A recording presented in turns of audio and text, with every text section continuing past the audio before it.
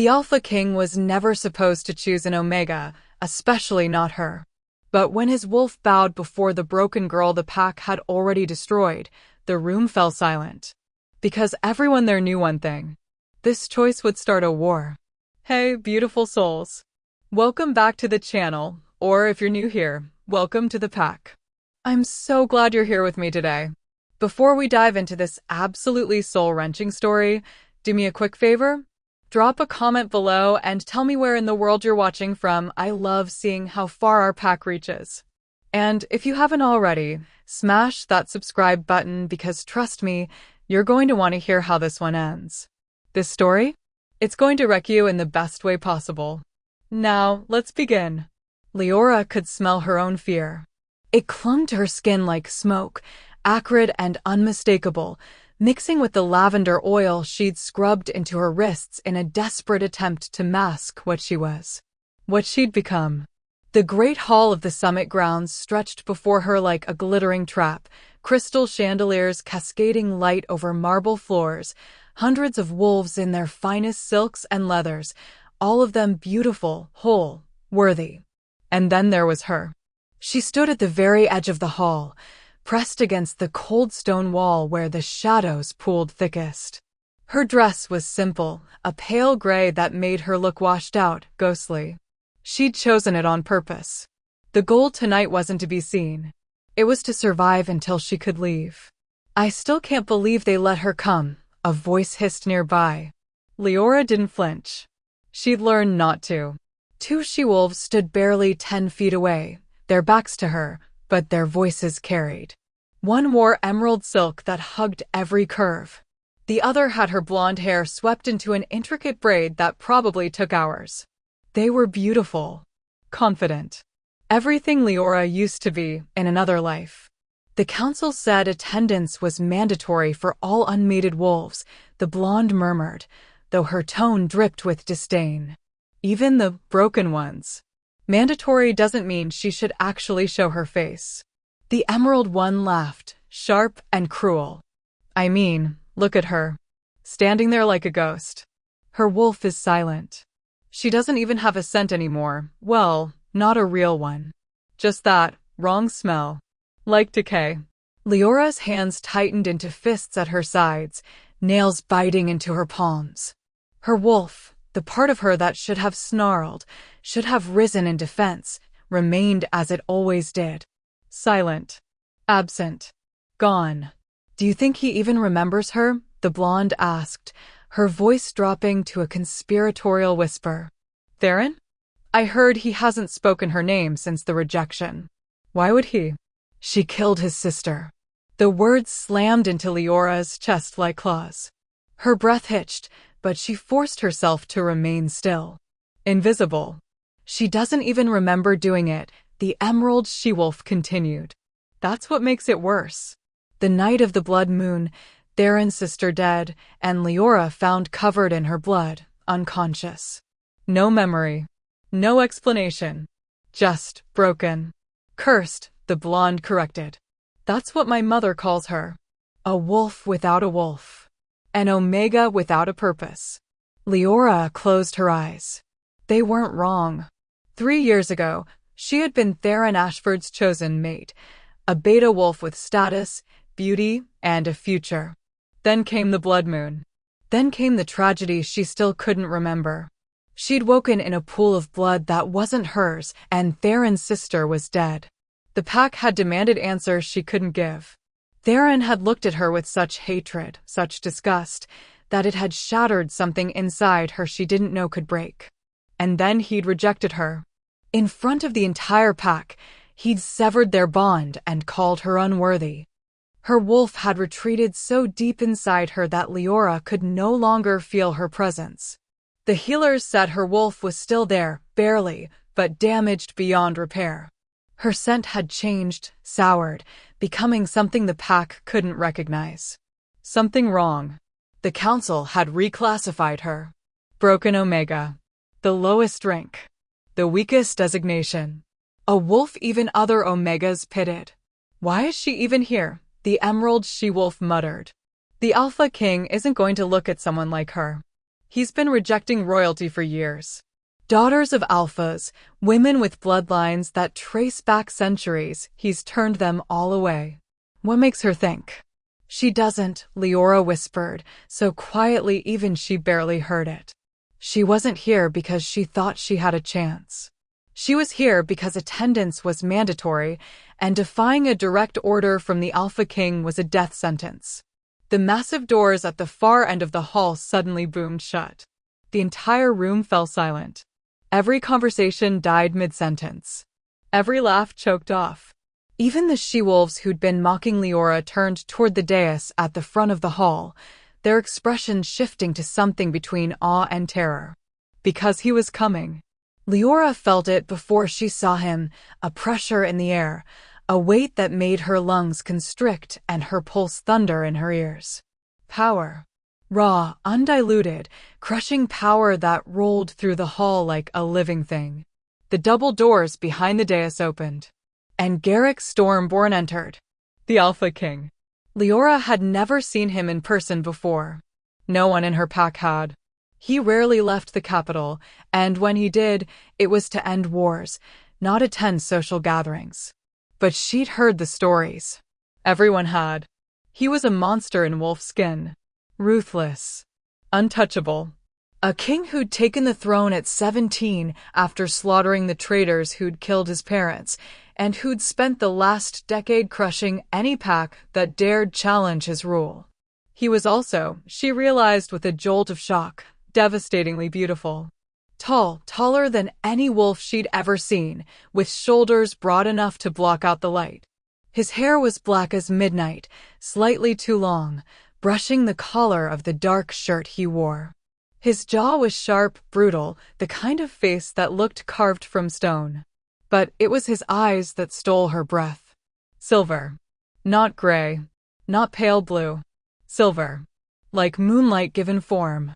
And they were sweeping over the crowd with the cold precision of a predator selecting prey. Liora shrank further into the shadows. Don't look at me.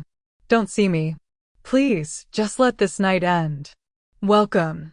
Garrick's voice rolled through the hall, deep and edged with something dangerous. He didn't smile. Didn't soften. You know why you're here. The great choosing. Every unmated wolf in the realm between the ages of 20 and 30 had been summoned. It happened once every decade, a chance for the Alpha King to select his queen. His mate. The woman who would stand beside him and help him rule. For years, Garrick had refused. But this year, the council had given him an ultimatum. Choose, or we choose for you. I will walk among you, Garrick continued, his silver eyes still scanning the crowd. If I find my mate, I will claim her. If I do not, you will all return to your packs, and we will not speak of this again. Murmurs rippled through the hall. Anticipation. Hope. Fear. Garrick descended the dais steps, and the crowd parted before him like water. He moved with the grace of a predator, silent, controlled, every step deliberate. She-wolves preened as he passed, lifting their chins, arching their backs, desperate to catch his attention. He ignored them all. Leora's heart pounded so hard she thought it might crack her ribs. She pressed herself flatter against the wall, praying the shadows would swallow her whole. Just stay invisible. Just stay. Garrick stopped walking. His head turned. Slowly. And his silver eyes locked directly onto her. No. No, no, no. Leora's breath caught in her throat. The entire hall seemed to tilt. Because the Alpha King, the most powerful wolf in the realm, the male who'd rejected princesses and royalty, was staring at her. And his wolf? She could feel it. Rising. Reaching. Kneeling. Okay, loves, I need you to drop a comment right now and tell me, do you think Garrick recognizes her? Or is something else going on? I want to hear your theories. Garrick Stormborn had smelled many things in his life. Blood. Battle. Betrayal. But he had never smelled anything like this. Lavender and ash. Moonlight buried under smoke. A scent so faint, so fractured, that it should have been forgettable. Instead, it was destroying him. His wolf, The beast he'd kept chained and controlled for over a decade lurched inside him. Not in aggression. Not in challenge. In recognition. In submission. His wolf, the apex predator that had torn apart armies and brought alphas to their knees, was bowing before a she-wolf pressed against the wall like she wanted to disappear into it. Impossible. Garrick's jaw locked. His hands curled into fists at his sides as he fought to maintain control. Around him, the crowd had gone deathly silent. He could feel their confusion, their shock, radiating through the hall like a physical thing. Because he hadn't just stopped walking. He'd frozen. And every eye in the room was now following his gaze to the corner where the shadows pooled deepest, and where a small, pale figure stood utterly still, her dark eyes wide with something that looked like terror. She was trembling. He could see it even from here, the way her hands shook, the way her breathing had gone rapid and shallow. She wore a dress the color of smoke, shapeless and plain, clearly chosen to make her invisible. Her dark hair hung loose around her face, partially obscuring her features. But Garrick didn't need to see her clearly. His wolf already knew. Mate. The word echoed through every cell in his body, primal and undeniable. Our mate. No, Garrick breathed, so quietly that only those closest to him could hear. It can't be. But his feet were already moving. Not away. Toward her. Liora couldn't breathe. The Alpha King was walking toward her. Every step he took seemed to shatter the air between them, closing the distance with terrifying inevitability. Wolves scrambled out of his path, their expressions ranging from confusion to outrage. Run, her mind screamed. Run, run, run. But her body wouldn't obey. She was frozen, pinned in place by the weight of his gaze. Those silver eyes hadn't left her face, hadn't even blinked, and the intensity in them made her feel like she was being seen for the first time in 3 years. Like he was looking past her skin, past her scars, straight into the broken, hollow thing she'd become. Move, someone hissed nearby. Get out of his way. But Liora couldn't move. And Garrick didn't stop. He walked past Lady Seraphina Blackthorn, whose family had ruled the Northern Territories for 8 generations. Past Celeste Ravencroft, whose beauty was so legendary that songs had been written about her. Past a dozen ranked she-wolves, each one perfect, powerful, worthy. And he stopped directly in front of Liora. The air between them crackled with something that made her skin prickle. Up close, he was even more devastating, taller than she'd realized, broad-shouldered and powerful in a way that made her feel impossibly small. His scent hit her like a physical blow, pine and winter storms, cold and clean and sharp.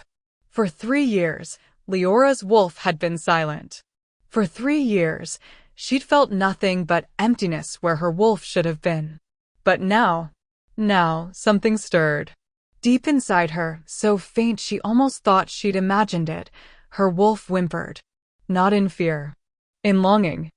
Garrick's eyes narrowed slightly, as if he'd heard it too. His gaze raked over her face, studying her with an intensity that made her want to look away. But she couldn't. She was caught, trapped in the silver of his eyes like a moth in moonlight. What's your name? His voice was low, rough, edged with something she couldn't identify. Leora's throat had gone completely dry. Around them, she could hear gasps, whispers, the rustle of silk as people craned their necks to see what was happening. Leora, she managed, and hated how broken her voice sounded. Liora Ashwin. Something flickered in Garrick's expression. Recognition? No, it was darker than that. Older. Ashwin, he repeated, and the way he said it made the name sound like a verdict. Of the Silver Pine Pack. It wasn't a question. Liora nodded, unable to speak. The Broken Omega, a voice said from somewhere in the crowd. Liora couldn't see who'd spoken, but she heard the contempt clearly. Your Majesty, she's not even ranked. Her wolf is silent. She was rejected, another voice added, female this time, sharp with disdain. By Beta Theron Ashford. For murder. The word hung in the air like poison. Liora flinched, her eyes dropping to the floor. Shame burned through her chest, hot and familiar. This was why she'd stood in the shadows. This was why she'd wanted to be invisible. Because the moment anyone looked at her, they saw only one thing. Broken. Look at me. Garrick's voice cut through her spiral like a blade. Leora's head jerked up involuntarily, and she found herself staring once again into those impossible silver eyes. Did you kill her? Garrick asked, his tone utterly neutral. Theron Ashford's sister. Did you take her life? The entire hall seemed to hold its breath. Leora's hands were shaking so badly now that she had to clasp them together to keep them still. I don't know, she whispered. I don't remember. I woke up covered in her blood, but I can't. She's lying, someone spat. She's. Silence. Garrick didn't raise his voice. He didn't have to. The single word rolled through the hall with such absolute authority that every voice died instantly. Even Liora felt the command in her bones, the undeniable power of an alpha king who could bend entire packs to his will with nothing but his presence. The hall was so quiet that Liora could hear her own heartbeat thundering in her ears. Garrick's gaze hadn't left her face. He studied her for another long moment, and Liora had the strangest sensation that he was seeing things she'd never shown anyone. The cracks in her soul. The scars that didn't show on her skin. The way she'd learned to make herself small, invisible, nothing. Tell me, Liora Ashwin, he said quietly, and there was something almost gentle in his tone now. Do you know what you are? Leora's breath hitched. I'm broken. No. The word was soft, but it carried the weight of absolute certainty. You are not broken, Garrick said, and his hand rose slowly, carefully, giving her time to pull away until his fingers brushed the side of her face. The touch sent electricity racing through her entire body. Liora gasped, her eyes going wide. Because her wolf, her silent, absent wolf, had just responded. Not with fear. With recognition. You are mine, Garrick said, and his voice dropped to a low rumble that resonated in her chest. And I am claiming you. The hall erupted. Your Majesty, you can't be serious. She's an Omega. A broken Omega. This is madness. The Council will never. She murdered someone. Voices overlapped, rising in pitch and fury. Liora could see the shock on every face, the outrage, the disbelief. She saw Lady Seraphina's expression twist with rage. Saw Celeste Ravencroft's perfect face go pale with fury. But Garrick didn't move. His hand remained against Leora's cheek, gentle despite the chaos erupting around them. His thumb brushed across her cheekbone in a gesture so tender it made her chest ache. You're afraid, he murmured, and it wasn't a question. Liora nodded, unable to speak. Good, Garrick said. So am I. Before she could process that impossible admission, he turned to face the crowd. And the expression on his face made every wolf in the hall take a step back. I am Garrick Stormborn, he said, his voice cutting through the chaos like a blade through silk. Alpha King of the Realm. And I have made my choice. Your Majesty, please reconsider. An older man stepped forward, his robes marking him as a council member. The girl is damaged. Her wolf is hers, Garrick interrupted, and there was ice in his tone now. And she is mine. I have claimed Liora Ashwin as my mate and future queen. If anyone in this hall has an objection. He paused, his silver eyes sweeping over the crowd with predatory focus. Speak now. The silence that followed was absolute. Liora could feel the weight of hundreds of stares, could sense the fury and confusion rolling off the crowd in waves. But no one spoke. No one dared. Because they all knew what that pause meant. It was a challenge. And challenging the Alpha King was suicide. No, Garrick's lips curved into something that wasn't quite a smile. Then let me be perfectly clear. He released Leora's face and took a single step forward, his presence expanding to fill the entire hall. When he spoke again, his voice carried the full weight of his authority, not just as a king, but as the apex predator of their entire species. Liora Ashen is under my protection. She is my chosen mate. And if anyone, council member, alpha, or otherwise, attempts to harm her, question her, or speak against her claim. His eyes flashed, and for just a moment, Liora could have sworn they turned pure silver. I will burn your pack to the ground and salt the earth where it stood. The threat hung in the air like smoke. Do we understand each other? Slowly, reluctantly, heads began to nod. Garrick held the silence for another beat, then turned back to Liora. The terrifying Alpha King who'd just threatened genocide vanished, replaced by something softer. Almost uncertain. He extended his hand toward her. Will you come with me? He asked quietly. Liora stared at his hand. At the impossible choice being offered. She could refuse. She could stay here, return to her pack, go back to being invisible and broken and nothing. Or she could take his hand and step into a future that terrified her more than anything she'd ever known. Her fingers trembled as she reached out and placed her hand in his.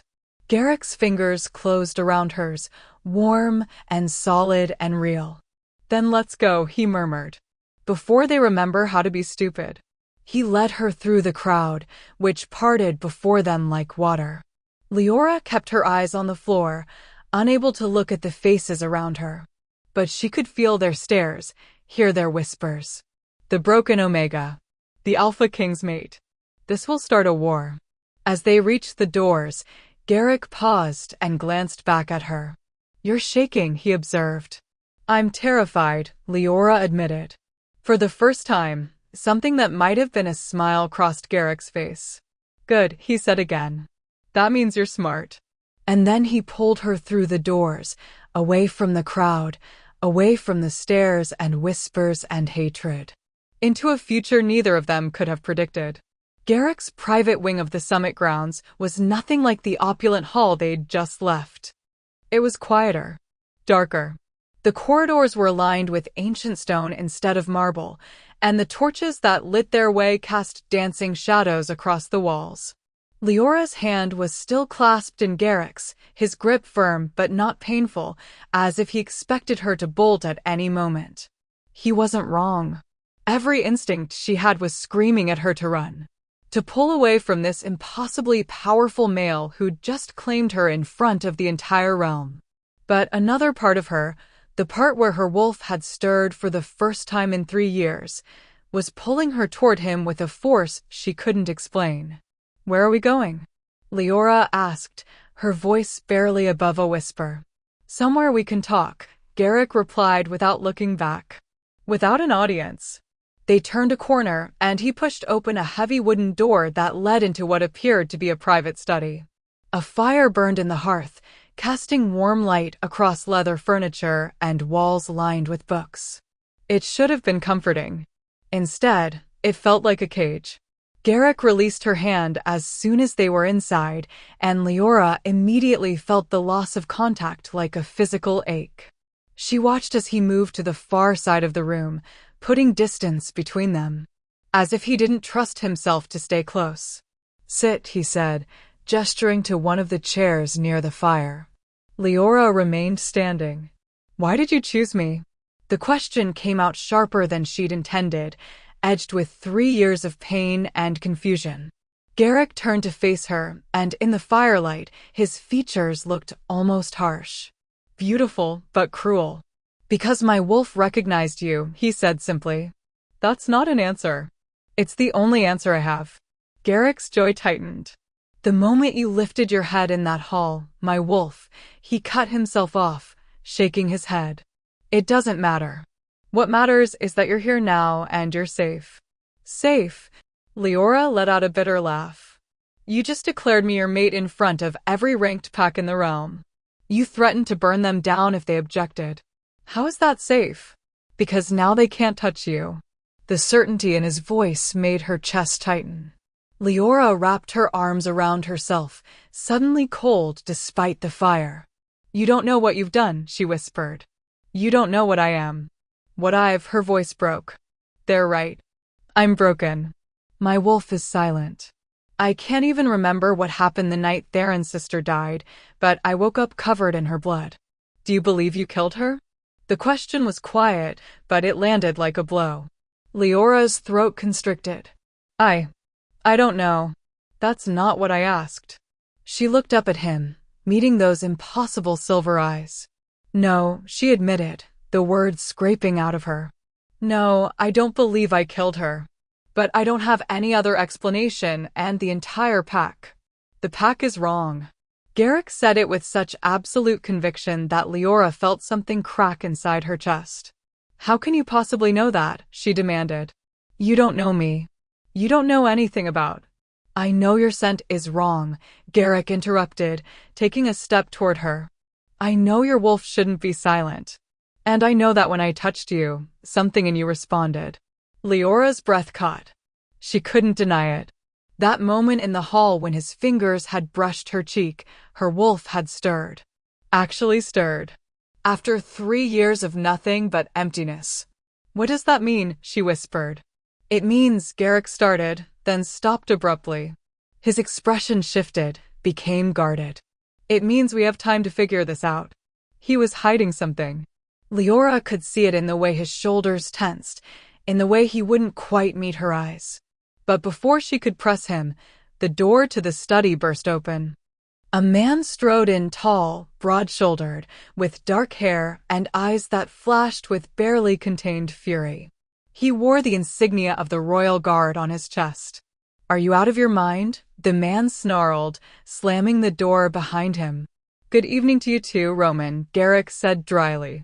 Roman, the king's beta, Liora realized looked like he wanted to put his fist through a wall. The council is losing their collective shit. Half the alphas are demanding an emergency session. Lady Seraphina's father is threatening to withdraw his territories from your rule. He jabbed a finger toward Liora without looking at her. And you chose her? The broken Omega everyone knows is. Careful, Garrick said softly. The single word made Roman's jaw snap shut. The temperature in the room seemed to drop 10 degrees. Liora could feel the power rolling off Garrick now, not the controlled authority he'd shown in the hall, but something darker, older, more dangerous. That's my mate you're talking about, Garrick continued, his voice still quiet but edged with menace. And if you value your tongue, you'll choose your next words very carefully. Roman stared at him for a long moment, then dragged a hand through his hair. Garrick, I'm trying to help you. Do you have any idea what you've just done? I claimed my mate. You claimed a liability. Roman finally looked at Liora, and his expression was more pitying than cruel. No offense. Some taken, Liora muttered. She's accused of murder, Roman pressed. Her own pack rejected her. Her wolf is silent. The council is never going to accept. The council doesn't have a choice. The council has every choice. Roman's voice rose. They can declare the bond invalid. They can force you to choose another mate. They can. They can try, Garrick interrupted. And they'll die trying. The certainty in his voice sent chills down Leora's spine. Roman shook his head slowly. You're going to start a war over this. Over her. Yes, Garrick said simply. I am. The room fell silent. Leora's mind was reeling. This couldn't be happening.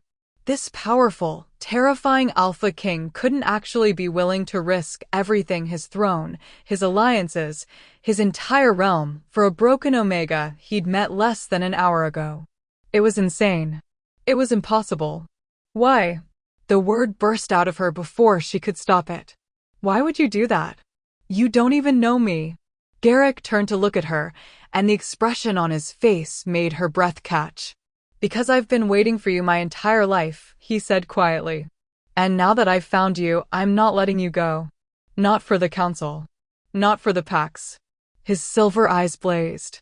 Not for anything.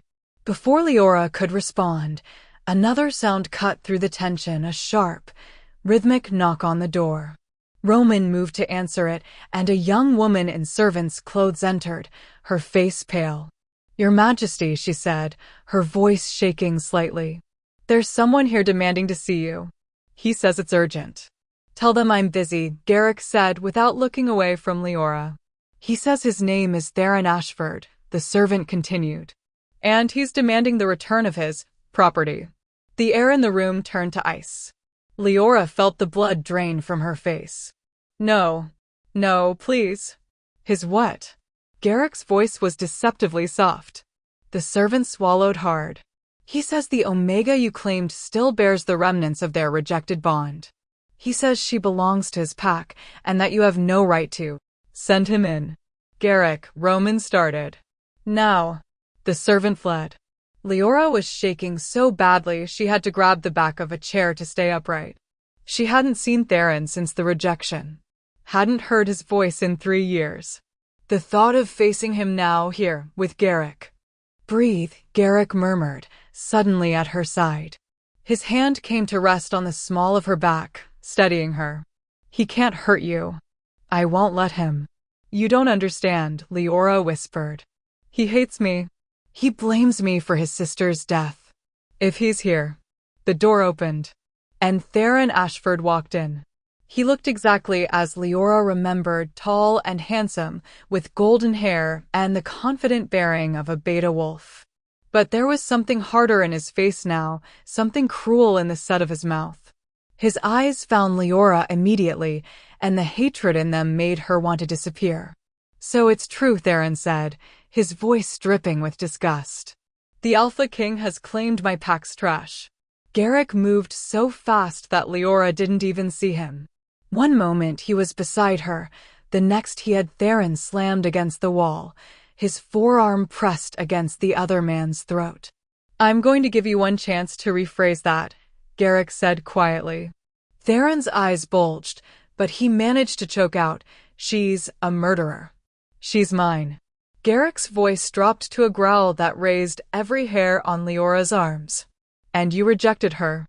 Which means you have no claim, no rights, and no reason to be in this room. The bond, Theron gasped.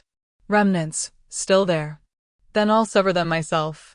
Garrick released Theron, who slumped against the wall, gasping for air. But the Alpha King wasn't done. He turned to face Theron fully, and the power that rolled off him now made the room feel too small. You rejected her, Garrick said, each word precise and cutting. You called her unworthy. You let your pack treat her like something broken and disposable. And now you have the audacity to come here and claim ownership. She killed my sister, Theron snarled. Did she? Garrick's eyes narrowed. Were you there? Did you see it happen? She was covered in Elena's blood. That's not an answer. Theron's face twisted with rage. The healers examined her. They found Elena's blood under her nails, her DNA on. And what did Liora say happened? She doesn't remember. Theron spat. Convenient, isn't it? My sister is dead, and the last person to see her alive conveniently has no memory of that night. Or, Garrick said softly, someone made very sure she wouldn't remember. The implication hung in the air like poison. Theron's face went pale. You're insane. No one would.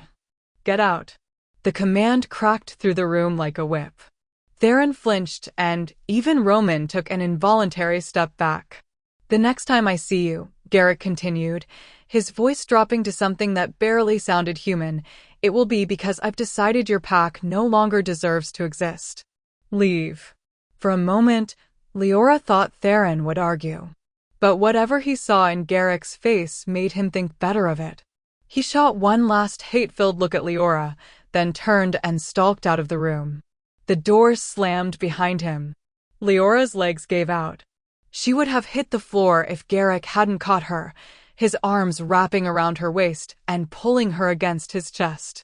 The contact should have terrified her. Instead, it felt like the only solid thing in a world that had just tilted sideways. I've got you, Garrick murmured against her hair. I've got you. He's going to make this worse, Liora whispered.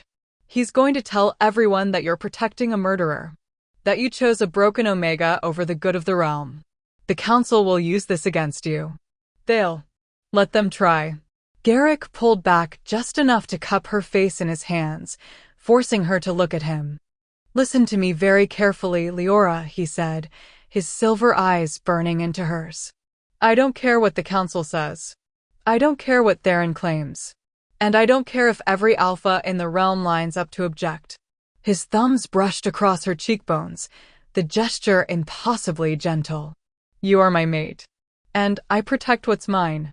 But why? Leora's voice cracked. You don't know me. You don't know if I know enough. How can you possibly? Because you're mine, Garrick said again, and there was something almost desperate in his voice now. Because my wolf recognized you the moment you lifted your head. Because when I touch you, you don't feel broken, you feel like home. Leora's breath caught. I need you to trust me, Garrick continued quietly. Can you do that? Even if nothing else makes sense, can you trust that I will keep you safe? Liora stared at him, at this impossible male who'd just turned her entire world upside down. Every logical thought in her mind was screaming at her to say no. To run. To protect herself before this ended in more pain and blood and loss. But deep inside her, in the place where her wolf had been silent for 3 years, something was stirring again. Not in fear. In hope. I'll try, she whispered. Something in Garrick's expression softened. That's all I'm asking. He released her face, but kept one hand wrapped around hers, as if afraid she might disappear if he let go completely. Roman, he said without looking at his beta. Prepare my private quarters. Liora will be staying there tonight. Garrick, the council is going to want to meet with her, Roman started. Tomorrow, Garrick interrupted. Tonight, she rests. And no one disturbs her. Understood. Roman hesitated, then nodded. Understood. As the beta left, Liora looked up at Garrick. What happens tomorrow? Tomorrow, Garrick said quietly, we face them together. The council, the packs, all of it. His grip on her hand tightened slightly. But tonight you're safe. I promise you that. Liora wanted to believe him. But as she let him lead her through the corridors toward his private quarters, she couldn't shake the feeling that safety was an illusion. Because deep down, beneath the stirring of her wolf and the impossible pull she felt toward this dangerous, beautiful male, she knew one terrifying truth. Whatever had happened the night of the blood moon, whatever had broken her and stolen her memories and left her covered in blood, wasn't finished with her yet. And when the truth finally came out, it was going to destroy everything. Okay, stop, I need your theories right now. What do you think happened the night Theron's sister died? Is Liora really guilty? Is Theron hiding something? And more importantly, why does Garrick seem to know more than he's saying? Drop your wildest theories in the comments, because I am living for your thoughts on this. Garrick's private quarters were nothing like Liora had expected. She'd anticipated opulence, gold and marble, and the kind of excessive wealth that reminded you exactly who held all the power. Instead, the rooms were almost Spartan. Dark wood furniture. Stone walls softened by thick rugs. A massive bed with midnight blue coverings that looked soft enough to sink into. Floor-to-ceiling windows that overlooked the mountains, where the moon hung full and heavy in the sky. It should have been beautiful. Instead, it made her feel impossibly small. The bathing room is through there, Garrick said, gesturing to a door on the left. There are clothes in the wardrobe that should fit. If you need anything at all, just pull that cord. He pointed to a silk rope near the bed. Someone will come immediately. Liora nodded mutely, still trying to process everything that had happened in the last 2 hours. She'd gone from invisible to claimed by the Alpha King. From broken and forgotten to the center of a political firestorm that could tear the realm apart. It was too much. All of it was too much. Liora. She looked up to find Garrick watching her with an expression she couldn't quite read. Concern? Uncertainty? It seemed impossible that someone as powerful as him could look uncertain about anything. I know this is overwhelming, he said quietly. I know you're afraid. But I meant what I said, you're safe here. No one will hurt you. Not while I'm breathing. And what about when the council demands answers? Liora asked, her voice steadier than she felt. What about when they ask me to explain what happened that night? When they want proof that I'm not, she couldn't say the word. Couldn't force murderer past her lips. Garrick crossed the distance between them in 2 strides. He didn't touch her, but he was close enough that she could feel the heat radiating from his body, could smell that intoxicating scent of pine and winter storms. Then we'll face them together, he said. And we'll find the truth. Whatever it is. What if the truth is that I'm guilty? The words came out barely above a whisper, but Garrick heard them. His jaw tightened. You're not. You can't know that. Yes, he said, his silver eyes boring into hers. I can. Before Liora could ask what he meant, Garrick stepped back, putting distance between them again. As if the proximity was costing him something. Get some rest, he said. Tomorrow is going to be difficult. Where will you sleep? The question escaped before Liora could stop it. Something flickered in Garrick's expression, dark and hungry and quickly suppressed. There's a sitting room through that door. I'll be there if you need me. But not here, Liora thought. Not close. She should have been relieved. Instead, she felt oddly abandoned. Garrick, she said as he turned to leave. He paused, looking back at her. Why do you keep your distance from me? Is it because you think I'm... No, the word was sharp, almost harsh. It's because if I stay too close, I won't be able to stop myself from touching you. And if I touch you, he trailed off, his hands curling into fists at his sides. It's not safe. Not yet. Not safe for who? For both of us. And then he was gone, disappearing through the door and leaving Liora alone in a room that suddenly felt far too large and empty. Liora didn't sleep. She tried. She bathed in water that smelled of lavender and honey, washing away the remnants of the disastrous evening. She changed into a soft nightgown she'd found in the wardrobe, silk that whispered against her skin. She climbed into the massive bed and tried to quiet her racing thoughts.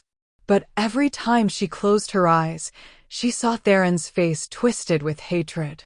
She killed my sister. And beneath that, older and darker, the fragments of memories she couldn't quite grasp. Blood on her hands. Screaming. A sensation of falling into darkness, while something inside her broke. At some point past midnight, Liora gave up on sleep entirely. She wrapped herself in a robe she'd found and moved to the windows, staring out at the moonlit mountains. The full moon seemed to pulse with its own heartbeat, and Liora felt an answering pull deep in her chest. Her wolf. For 3 years, that part of her had been silent. Dead, the healers had said. Damaged beyond repair. But tonight she'd felt it stir. Twice now. Once when Garrick had touched her in the Great Hall, and again when he'd held her after Theron left. What did it mean? A sound made her turn. The door to the sitting room had opened, and Garrick stood in the doorway. He'd removed his formal jacket and now wore only a white shirt with the sleeves rolled to his elbows. His dark hair was disheveled, as if he'd been running his hands through it. You should be sleeping, he said. So should you. I don't sleep much on full moons. Garrick moved into the room, his movements careful, controlled. My wolf gets restless. Is that why you won't come near me? Liora asked. Because it's a full moon and your wolf is. My wolf wants to claim you properly. The words came out rough, almost pained. To complete the mate bond. To mark you so thoroughly that every wolf in the realm will know you're mine. His silver eyes flashed. And you're not ready for that. Not after everything that's happened tonight. Leora's breath caught. The mate bond. She'd almost forgotten claiming someone publicly was one thing, but completing the bond required intimacy. A physical and spiritual connection that would tie them together for life. The thought should have terrified her. Instead, a small, traitorous part of her wondered what it would feel like. To be claimed by this powerful, dangerous male. To be wanted after 3 years of being treated like something broken and disposable. What if I said I was ready? The words escaped before she could stop them. Garrick went very still. Liora. I'm not saying I am, she added quickly. I'm just asking. Hypothetically. Hypothetically, Garrick repeated, and there was something dark in his tone now. I would tell you that completing a mate bond isn't something you do because you feel obligated. Or because you're afraid of what happens if you don't. He took a step closer. It's something you do because you can't not do it. Because the thought of being apart from your mate is more painful than anything else in the world. Is that how you feel? Liora whispered. About me. Garrick's jaw clenched. For a long moment, he didn't answer. Then, from the moment I saw you, my wolf has been clawing at me to complete the bond. Every instinct I have is screaming at me to mark you, claim you, make you mine in every way possible. His hands curled into fists again. But I won't. Not until you want it. Not until you look at me and see something other than the male who turned your life upside down. Leora's heart was pounding so hard she could hear it in her ears. She crossed the room slowly, watching as Garrick tracked her movement with predatory focus. You want to know what I see when I look at you? She asked. Probably someone terrifying. Someone who stood in front of an entire realm and claimed me when no one else wanted me. Liora stopped just inches from him. Someone who threatened to burn down packs to keep me safe. Someone who looked at the broken Omega everyone else had already thrown away and saw something worth protecting. Garrick's eyes had darkened to molten silver. Liora, you need to step back. Why? Because I'm barely holding on to my control as it is, and if you keep looking at me like that. Like what? Like you might actually want me. The vulnerability in those words made Leora's chest ache. This powerful alpha king, this male who could command armies and destroy packs with a word, was standing before her looking almost uncertain. I don't know what I want, Liora admitted. Everything is happening so fast, and I'm terrified and confused, and I don't understand why my wolf is responding to you when she's been silent for 3 years. She paused. But I know I don't want to be alone tonight. Garrick closed his eyes. Don't ask me that. I'm not asking you to complete the bond. I'm just asking you to stay. Leora's voice dropped to barely above a whisper. Please. For a long moment, Garrick didn't move. Then, slowly, he opened his eyes. If I stay, he said quietly, I stay on top of the covers. Fully clothed. And you stay on your side of the bed. Okay. And if at any point you want me to leave, I'll tell you. Garrick studied her face, searching for something. Whatever he found must have satisfied him, because he nodded once. All right. They moved to the bed in silence. Liora climbed under the covers, her heart still racing, while Garrick settled on top of them, keeping a careful distance between them. He stared up at the ceiling, every line of his body tense. Garrick. Yes. Why does my wolf respond to you? She felt him go still beside her. When he spoke, his voice was carefully neutral. What do you mean? For 3 years, I felt nothing where my wolf should be. Just emptiness. But when you touch me, she stirs. Liora turned her head to look at him. Why? Garrick was quiet for so long that Liora thought he wouldn't answer. Then, because mate bonds can do things other connections can't. They can reach parts of us that are hidden. Buried. Bound. Bound? Leora's breath caught. What do you mean bound? But Garrick had already closed his eyes, his jaw set in a way that suggested the conversation was over. Sleep, Liora, he said quietly. We'll talk more tomorrow. Liora wanted to press him. Wanted to demand answers to the questions that had been eating at her for 3 years. But exhaustion was finally catching up to her, and the warmth of Garrick's presence beside her, solid and safe and real, was making it impossible to stay awake. Her eyes drifted closed. And for the first time in 3 years, Liora dreamed. She was running through a forest, branches tearing at her skin and clothes. Someone was chasing her, something dark and terrible that made her wolf howl in terror. You can't run forever, a voice whispered in the darkness. We bound you once. We can do it again. No, Liora screamed, but her voice came out wrong, distorted, broken. Please. Hands grabbed her, yanking her backward. She fell, and there was blood everywhere on her hands, her clothes, soaking into the earth beneath her. And standing above her, silhouetted against the full moon, was a figure she couldn't quite see. But she knew, somehow she knew, that this was the person who'd broken her. Forget, the figure commanded, and power rolled through the word like thunder. Forget everything. Something inside Liora shattered. She woke gasping, her body jerking upright so violently that she nearly fell out of bed. Strong arms caught her before she could, pulling her against a warm chest. "Easy," Garrick's voice rumbled against her ear. "Easy, you're safe." It was just a dream. No, Liora choked out. No, it wasn't. It was a memory. She felt Garrick go rigid. "What did you see?" "Someone bound me." The words tumbled out in a rush. "That night, the night Theron's sister died, someone bound my wolf. They commanded me to forget, and something inside me broke," and her voice cracked. "Garrick, I didn't kill Elena. I couldn't have. My wolf was already bound by the time." She cut herself off, realization crashing over her like a wave. If her wolf had been bound before Elena died, then she couldn't have shifted. Couldn't have used her claws or teeth. Couldn't have committed murder as a wolf. Which meant someone else had killed Elena. And they'd made sure Liora would take the blame. "Who?"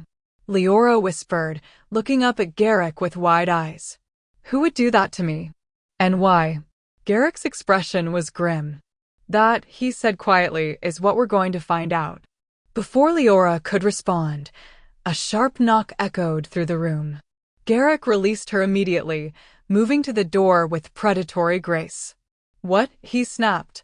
Roman's voice came from the other side, tight with urgency. "We have a problem. The council has called an emergency session. They're demanding to see you and Liora immediately. Tell them to wait until morning." "Garrick, they're not asking. They're demanding." A pause. "And they've brought a truth seeker." Liora's blood ran cold. A truth seeker.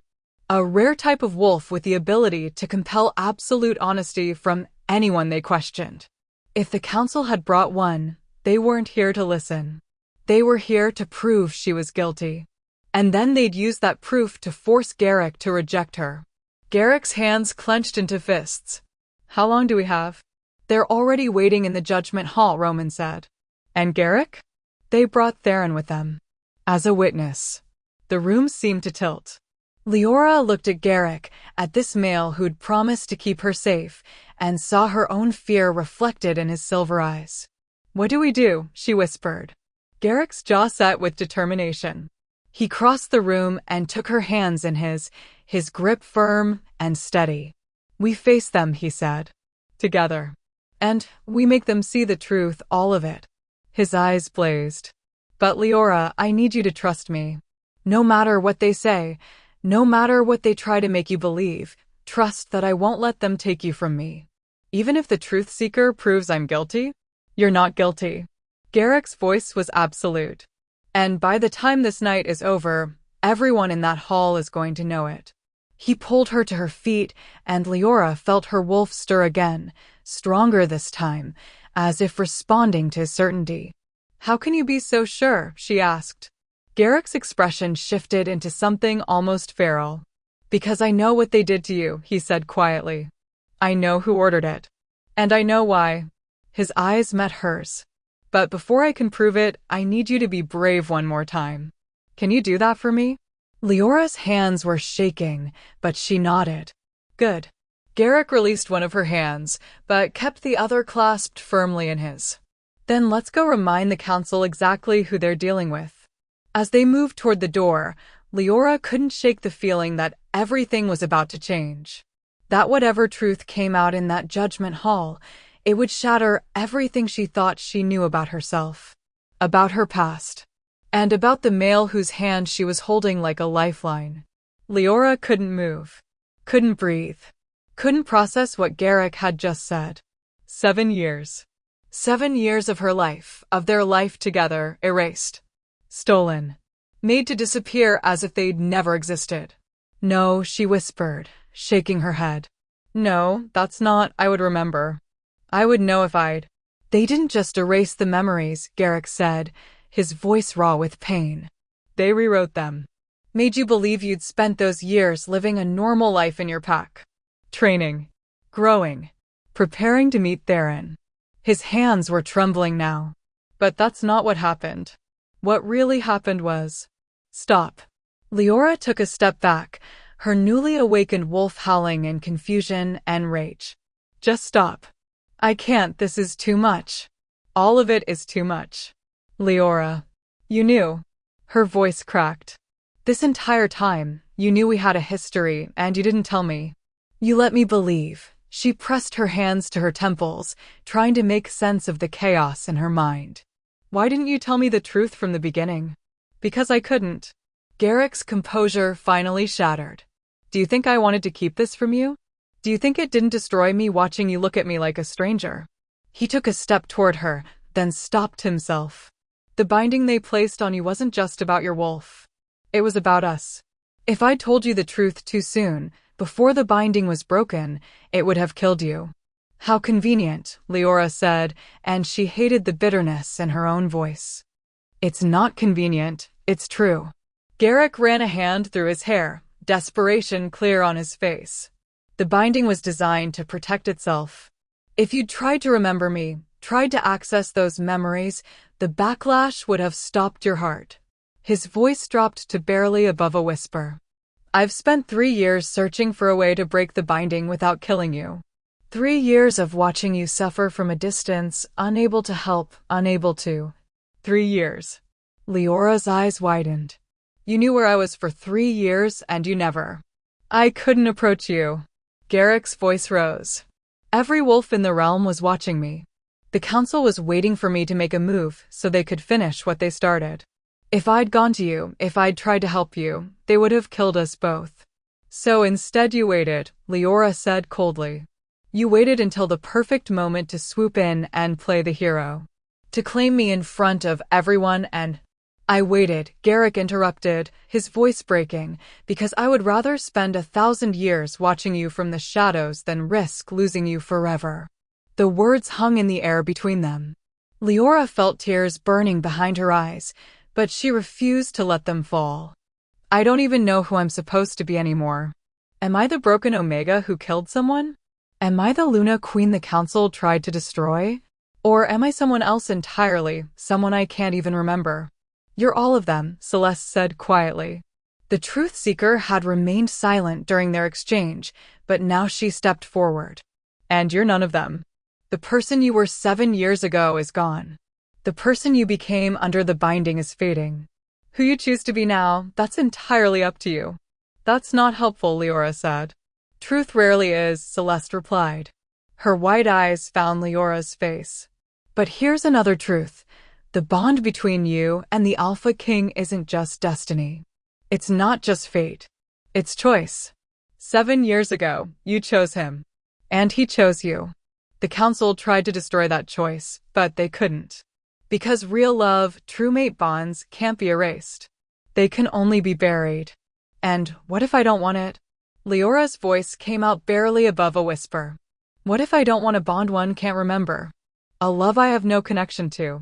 The pain that flashed across Garrick's face was so raw that Liora almost took the words back. Then I'll let you go, he said quietly. If that's what you truly want, his voice broke. I'll find a way to sever the mate bond. You'll be free of me. Free of all of this.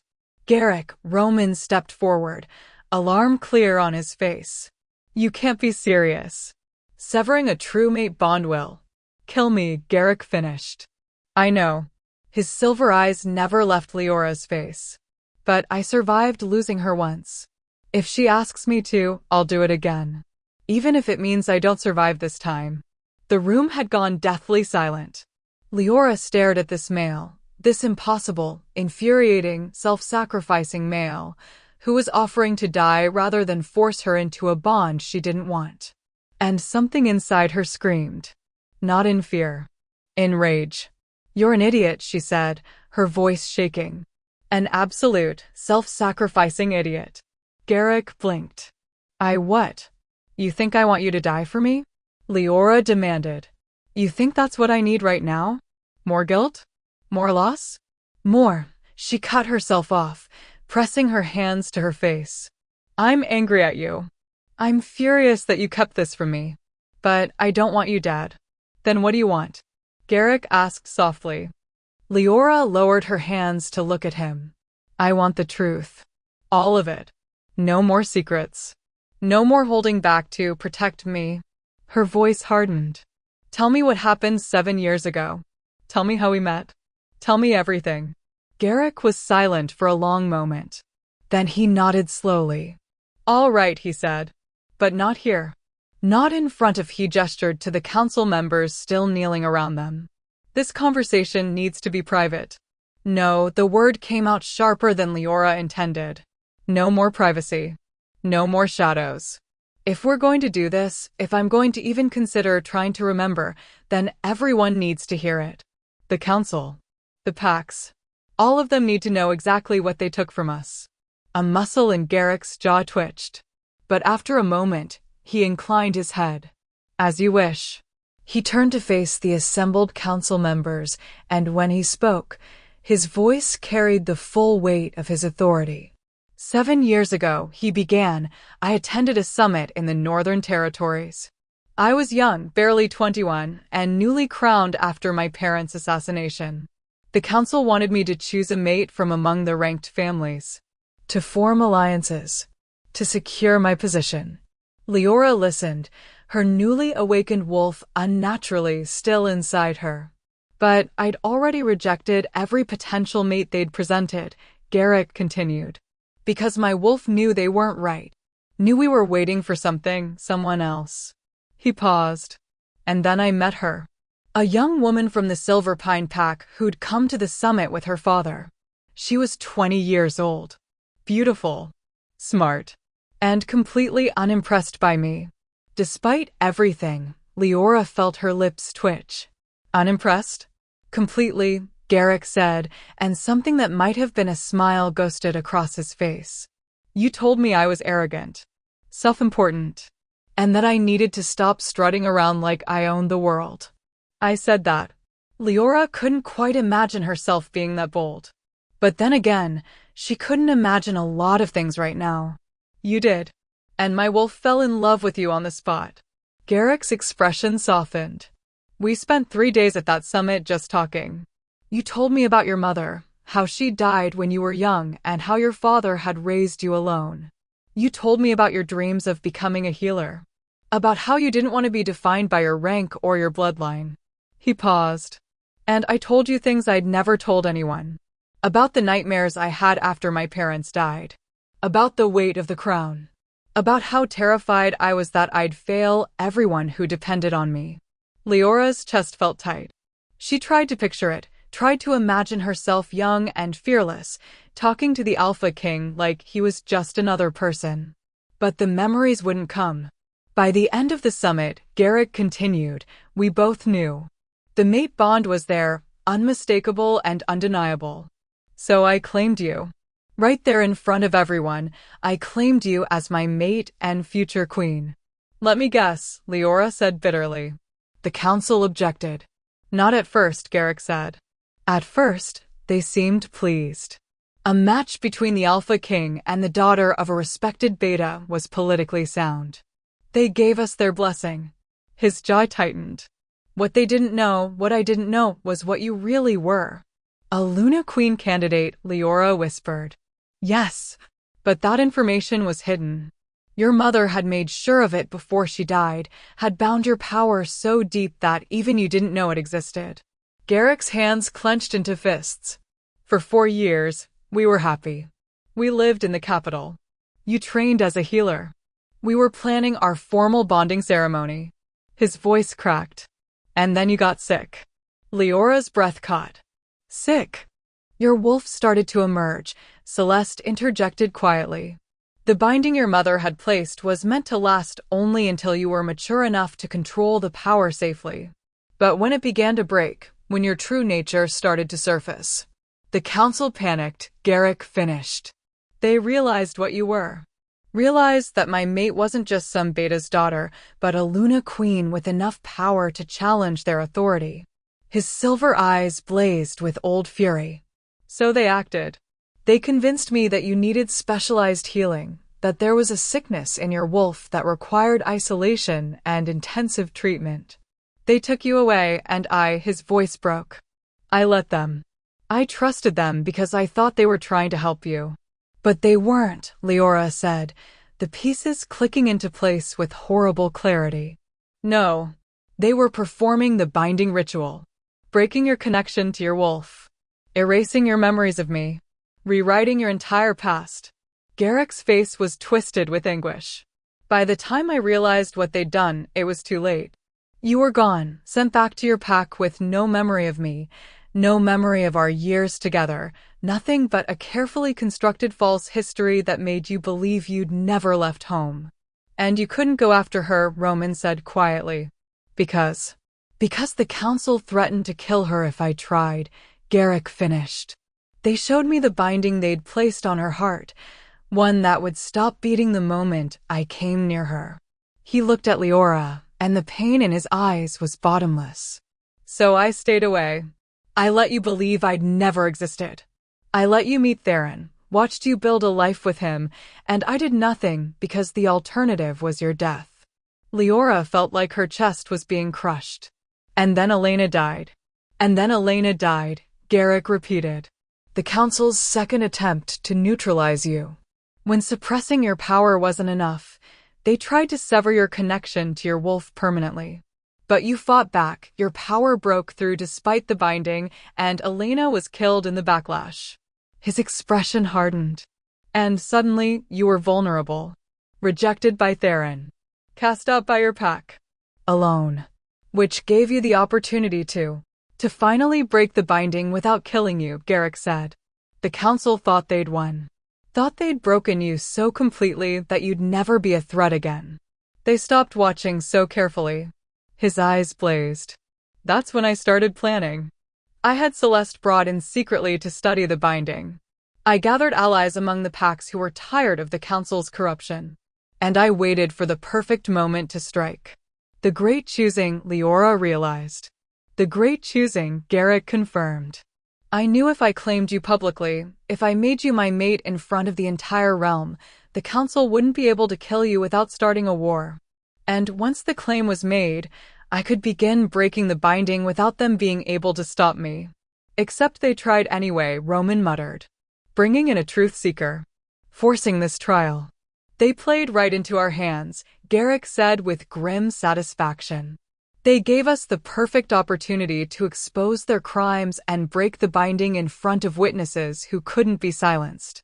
Leora's mind was reeling. So all of this, the claim, the threats, everything, was a plan you've been building for 3 years? Yes.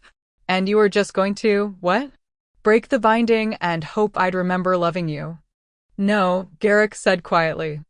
I was going to break the binding and hope you'd give me a chance to make you fall in love with me again.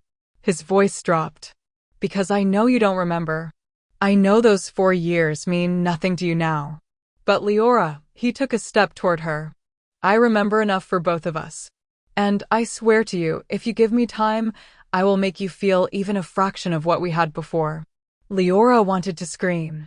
Wanted to rage at the unfairness of it all. She'd lost 7 years of her life. For years of happiness she couldn't remember. 3 years of suffering that could have been avoided if someone, if anyone, had just told her the truth. I need to get out of here, she said abruptly. Liora. I need space. I need time. Her voice broke. I need to figure out who I am without everyone watching me and waiting for me to become someone I can't remember being. Garrick's face fell, but he nodded. All right. Whatever you need. No, Marcus rose from where he'd been kneeling, his expression grave. I'm sorry, but that's not possible. Not right now. Excuse me. Garrick's voice dropped to something dangerous. The binding is broken, Marcus said carefully. Which means Leora's full power is now accessible. Power that she doesn't know how to control. Power that could be, he hesitated, volatile. What are you saying? Liora demanded. I'm saying that a Luna Queen's power is immense. And without proper training, without understanding how to channel it, it could be dangerous. Marcus looked genuinely apologetic. Not to you, necessarily. But to everyone around you. He's right, Celeste said quietly. I can feel the power radiating from you even now. It's wild. Untamed. like a storm barely contained. Her white eyes found Leora's face. You need guidance. Training. Someone who can help you learn control before. A crack split the air. The floor beneath Leora's feet fractured, stones splitting in a web of cracks that spread outward from where she stood. The torches on the walls flared so bright they were nearly blinding. And power, raw, uncontrolled power, surged through the room in a wave that sent everyone except Garrick stumbling backward. Liora gasped, trying to pull the power back, but it was like trying to hold water in her hands. It just kept pouring out of her, responding to her emotions, her fear, her anger, her confusion, and she couldn't make it stop. Breathe. Garrick was suddenly in front of her, his hands on her shoulders. Liora, look at me. Breathe. I can't, it won't. Yes, you can. His silver eyes locked onto hers, steady and sure. You're not out of control. You're just overwhelmed. Your wolf is awake for the first time in 3 years, and she doesn't know her own strength yet. But you do. Deep down, you know how to do this. I don't remember. Then don't try to remember. Just feel. Garrick's voice dropped to that low, soothing rumble. Feel the power inside you. Don't fight it. Don't try to contain it. Just let it be. Let it settle. Liora closed her eyes and tried to do what he said. Tried to stop fighting the wild storm of power coursing through her veins and just accept it. It was like trying to befriend a hurricane. But slowly, so slowly, the power began to calm. The floor stopped cracking. The torches dimmed to normal levels. And Liora felt the chaos inside her settle into something that was still huge, still terrifying, but at least manageable. When she opened her eyes, Garrick was still there. Still steady. Still watching her with that mixture of concern and pride that made her chest ache. Better, he asked softly. A little. Leora's voice came out shaky. But Marcus is right. I don't know how to control this. And if I lose control again, then you'll need to stay here, Garrick said. In the capital. Where there are safeguards and protections. Where I can help you learn control. Where you can watch over me, you mean, Liora said bitterly. Where I can keep you safe, Garrick corrected.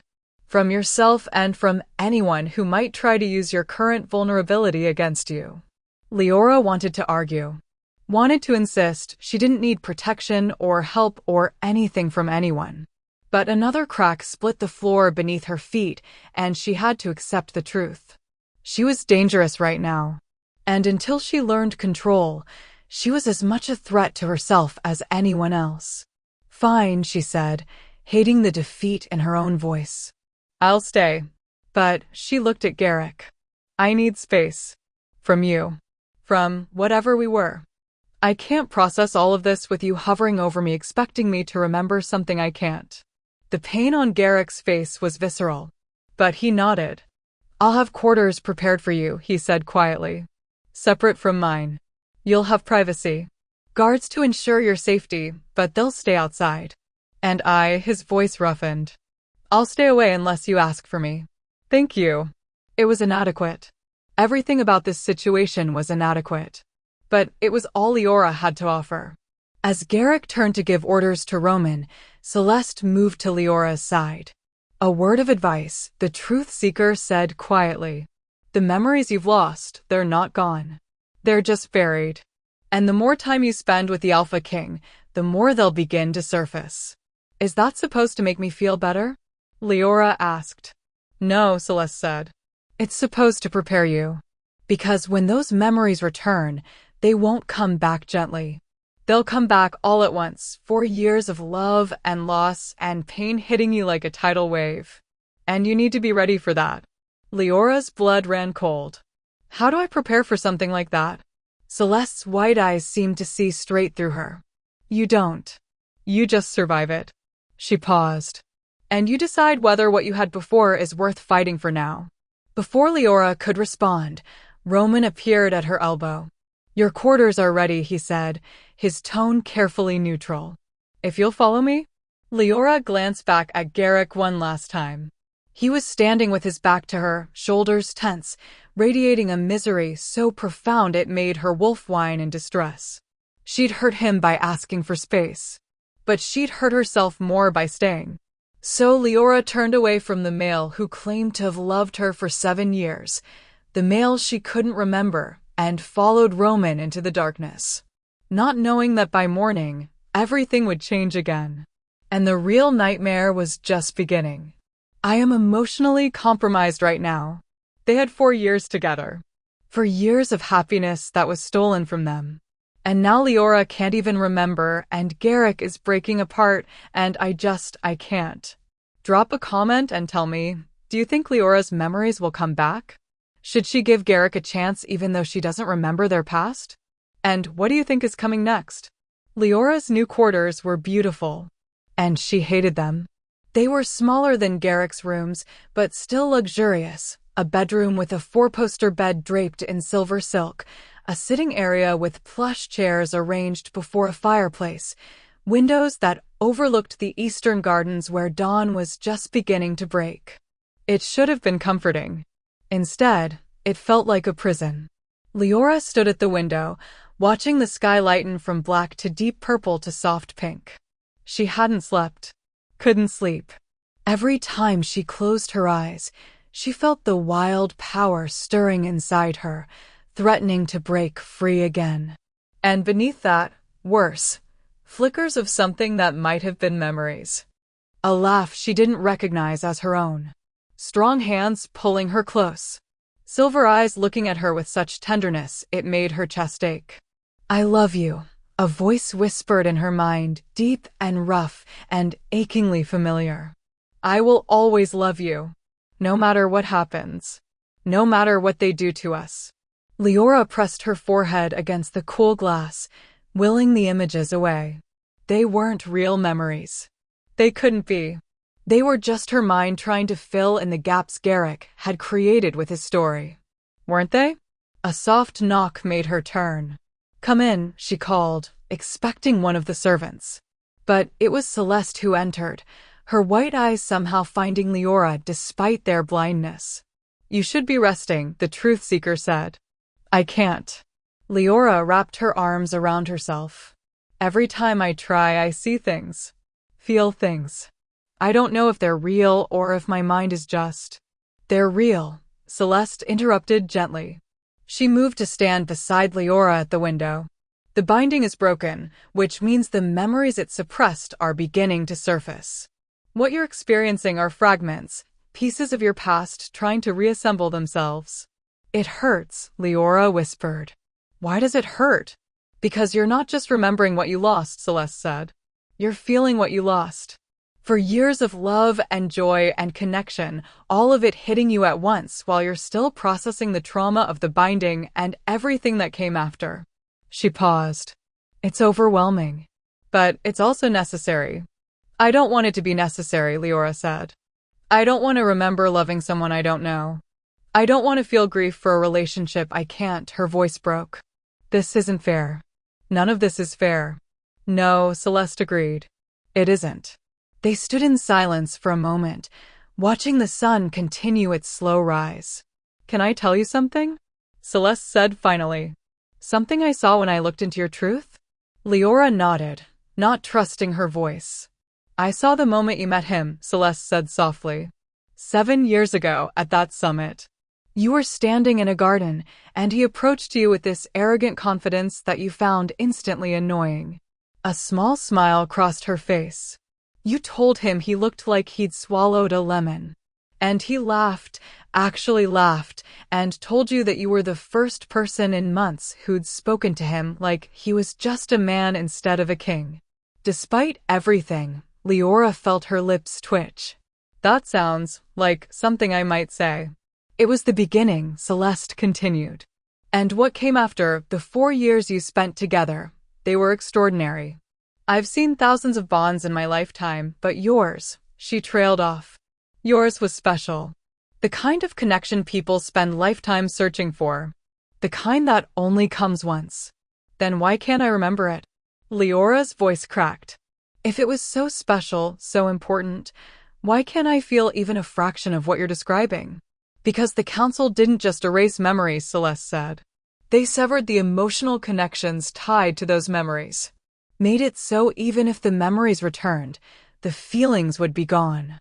It was the cruelest part of the binding, ensuring that even if you somehow broke free, you'd never be able to reclaim what you'd lost. The words hit Liora like a physical blow. So even if I remember everything, she whispered, I'll never feel the same way about him again? Celeste was quiet for a long moment. Then, I didn't say that. Liora turned to stare at her. But you just said. I said the emotional connections were severed. But that doesn't mean they can't be rebuilt. Celeste's white eyes seemed to glow in the dawnlight. Love isn't just memory, Liora. It's choice. It's action. It's looking at someone and deciding over and over again that they're worth fighting for. She paused. You may not remember loving Garrick, but that doesn't mean you can't choose to love him again. How? Liora demanded. How am I supposed to fall in love with someone who knows everything about me while I know nothing about him? How do I? You start over, Celeste said simply. You get to know him as you are now, not as you were then. You give yourself permission to discover him again, to see if the person he is today is someone worth loving. And you let the memories return in their own time, without trying to force them or run from them. And if I decide he's not worth it? Liora asked. If I decide I don't want this bond or this life or any of it, then you walk away, Celeste said. And he lets you go. Because that's what love is. It's choosing someone's happiness even when it destroys your own. Before Liora could respond, another knock sounded at the door. This time, it was Roman who entered, his expression grave. Forgive the intrusion, he said, but we have a problem. Of course we do, Liora muttered. What now? The packs are in upheaval, Roman said. News of what happened in the Judgment Hall has spread. Half the Alphas are demanding an emergency council to challenge Garrick's authority. The other half are preparing for war. War. Leora's blood ran cold. War against who? Against anyone who threatens the Alpha King's mate, Roman said. The realm is splitting, those loyal to Garrick versus those who believe the Luna Queen candidate is too dangerous to be allowed to live. They're going to try to kill me, Liora realized. They're going to try, Roman corrected. But they'll have to go through Garrick first. And trust me when I say no one is stupid enough to. The window behind Liora exploded.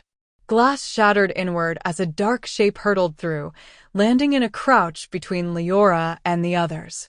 A wolf, massive and black, with eyes that glowed an unnatural red.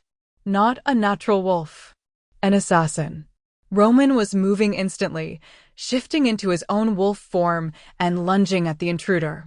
Celeste stumbled backward, her white eyes wide with shock. And Liora stood frozen as the black wolf turned those red eyes on her. The false queen must die, a voice hissed in her mind, not spoken aloud, but projected directly into her consciousness. The prophecy must be stopped. The wolf lunged. Liora didn't think. Didn't plan. She just reacted. Power exploded from her in a shockwave that sent the black wolf flying backward through the broken window. The creature twisted midair, landing on the garden path below with impossible grace, and then it was running, disappearing into the morning shadows before Roman could follow. Liora stood trembling, staring at her hands, feeling the power still crackling beneath her skin like lightning barely contained. What was that? She whispered. A Shadowborn, Roman said grimly, shifting back to human form. Blood dripped from a cut on his shoulder where the assassin's claws had caught him. Ancient wolves corrupted by dark magic. They're assassins, the kind you hire when you want someone dead and you don't care about the cost. Who would? Liora started, but the answer was obvious. The council. The ones who escaped trial. Not just them, Celeste said, her voice tight. Shadowborn require payment in more than gold. Whoever hired that assassin gave up something precious. Something irreplaceable. Her white eyes found Leora's face. Someone wants you dead badly enough to sacrifice their own soul. The words sent ice through Leora's veins. We need to get you somewhere safe, Roman said. Somewhere fortified where No. Leora's voice came out stronger than she felt. She looked at Roman, at Celeste, at the shattered window and the destruction her power had caused. Running isn't going to solve this, she said. Hiding isn't going to make them stop. They'll just keep coming, keep sending assassins and Shadowborn and whatever else they can throw at me until I'm dead. She took a breath. So we end this. Now. Liora, you don't understand, Roman started. I understand perfectly, Liora interrupted. The council is afraid of me. Afraid of what I represent. Afraid that a Luna Queen with real power will upset their carefully controlled order. Her eyes blazed gold. So we show them exactly what they should be afraid of. And how do you propose we do that? Roman demanded. By calling their bluff, Liora said. By demanding a formal challenge. Me against whoever the council puts forward as their champion. Winner takes control of the realm. That's insane, Roman said flatly. You can't even control your power yet. You'd be walking into a death trap. Maybe, Liora agreed. Or maybe it's time I stopped being afraid of what I am and started using it. Garrick will never allow, Roman started. Garrick doesn't get to decide, Liora said, and there was steel in her voice now. This is my fight. My life. My choice. She turned to Celeste. Tell me honestly, if I challenge the council, do I have any chance of winning? Celeste was silent for a long moment, her white eyes distant as if seeing something beyond this room. You have more than a chance, she said finally. You have power the likes of which this realm hasn't seen in generations. But power without control is dangerous. And power without purpose is meaningless. She paused. If you're going to do this, you need to know why you're fighting. Not for Garrick. Not for some destiny you didn't choose. But for yourself. I'm fighting, Liora said quietly, because I'm tired of being a victim. Tired of letting other people decide who I am and what I'm worth. She looked at the shattered window, at the evidence of the power she'd unleashed without even trying. The council made me into something they were afraid of. So I'm going to give them a reason to be terrified. A slow smile crossed Celeste's face. Then I'll help you. And Roman sighed heavily. I'll try to keep Garrick from doing something stupid when he finds out about this plan. Thank you. Liora turned back to the window, to the rising sun and the capital spreading out below.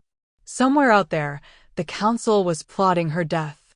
Somewhere out there, wolves were taking sides in a war she hadn't asked for.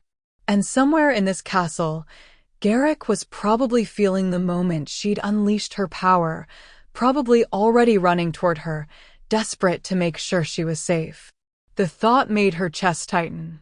She still didn't remember loving him. Still didn't feel the connection Celeste described. But she was starting to understand something important. Whether or not she remembered the past, she had to make a choice about the future.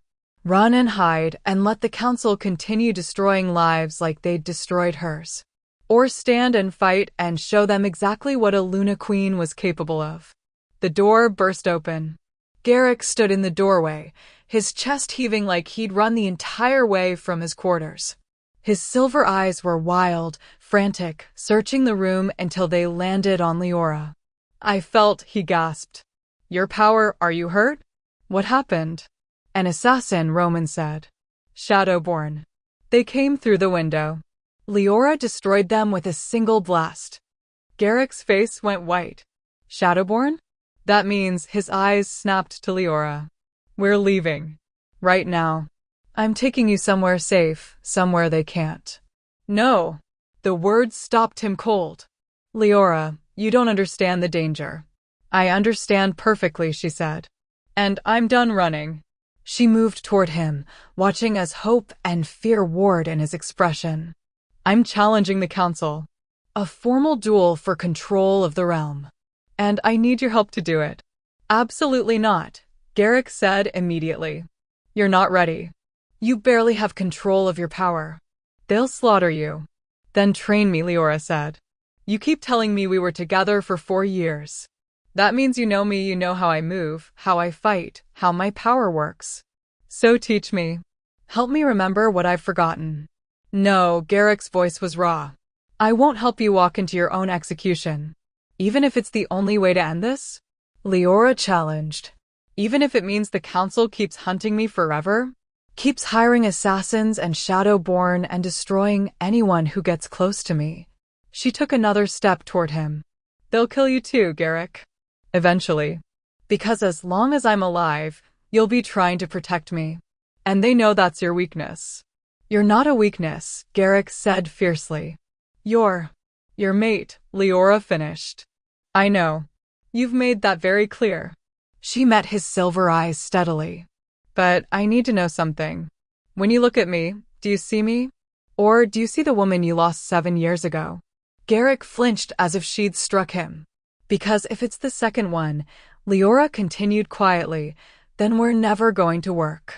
You'll spend forever trying to recreate something that's gone, and I'll spend forever trying to be someone I can't remember being. She paused. But if you can look at me, the broken, angry, terrified version standing in front of you, and see someone worth knowing, then maybe we have a chance. Liora. So which is it? She demanded. Am I the woman you loved? Or am I someone new? Garrick stared at her for a long moment, something crumbling in his expression. Then he crossed the distance between them in 2 strides and pulled her into his arms. You're both, he said, his voice breaking. You're the woman I loved and the woman I'm falling in love with all over again. You're every moment we shared and every moment we haven't had yet. He pulled back just enough to cup her face in his hands. And you're right. I have been trying to see you as you were instead of who you are. Because it was easier than accepting that I lost those years. That I lost you. Tears burned behind Leora's eyes. I don't know if I'll ever remember, she whispered. The memories are coming back, but the feelings Celeste says they might be gone forever. So I don't know if I'll ever love you the way I apparently did before. Then we'll find a new way, Garrick said. A better way. One that doesn't depend on the past, but builds toward a future. His silver eyes blazed. And if you want to challenge the council, if you want to fight for your right to exist and be powerful and be free, then I'll train you. I'll teach you everything I know. And I'll stand beside you when you face them. Even if it means I might lose? Liora asked. Even then, Garrick said. Because you're right, hiding isn't living. And I didn't fight for 3 years to get you back just so you could spend the rest of your life afraid. Liora felt something crack open in her chest, not a memory, but something new. Something that felt like hope. Okay, she whispered. Then let's do this. Garrick's lips curved into the first real smile she'd seen from him. When do we start? Now, Liora said. She looked at the shattered window, at the evidence of power she barely understood. Because whoever hired that Shadowborn isn't going to wait for me to be ready. They're going to keep coming. So I need to be strong enough to face them when they do. You already are, Garrick said softly. You just don't know it yet. He released her face, but kept one hand wrapped around hers, that now familiar gesture that grounded her even when everything else felt uncertain. Come on, he said. We have work to do. As they moved toward the door, Liora caught Celeste's eye. The truth seeker was smiling, a knowing, satisfied smile that suggested she'd seen this moment coming all along. Choose, Celeste had said. Choose to fall in love again. Liora didn't know if she was ready for that. But she was ready to try. And sometimes, that was enough. 3 days. That's all the time Garrick gave Liora to prepare before he sent word to the council. The Luna Queen accepts your challenge.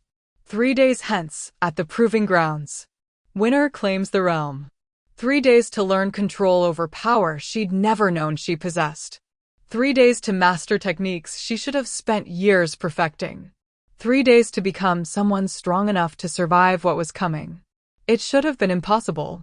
But Liora discovered something during those 3 days of brutal training, when you stopped being afraid of your own power, when you stopped fighting against what you were and started embracing it. Impossible became inevitable. The Proving Grounds were ancient. Built before the current packs existed, carved into a natural amphitheater of stone in the mountains north of the capital. Thousands of wolves had gathered to witness the challenge, some loyal to Garrick, others allied with the council, most simply drawn by the spectacle of watching history unfold. Because this wasn't just a duel. This was a reckoning. Liora stood at the center of the grounds, feeling the weight of thousands of eyes on her. She wore simple fighting leathers, black and reinforced, designed for movement rather than show. Her dark hair was pulled back in a tight braid. And around her neck, she wore a silver chain Garrick had given her that morning. It was your mother's, he'd said quietly. I've been keeping it safe, waiting for the right moment to return it.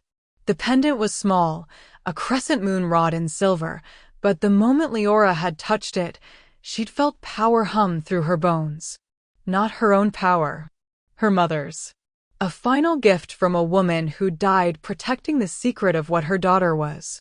Now Liora stood in the center of the grounds, that pendant warm against her skin, and waited for her opponent to be revealed. The council had arrived in force, the remaining 7 members who hadn't been arrested for conspiracy. They sat in the viewing gallery, their expressions ranging from satisfaction to nervousness. Lord Cedric was not among them. He'd been executed 2 days ago for his role in Elena's death and the binding ritual. Theron had watched his father die, and then he'd disappeared. No one had seen him since. Liora tried not to think about that.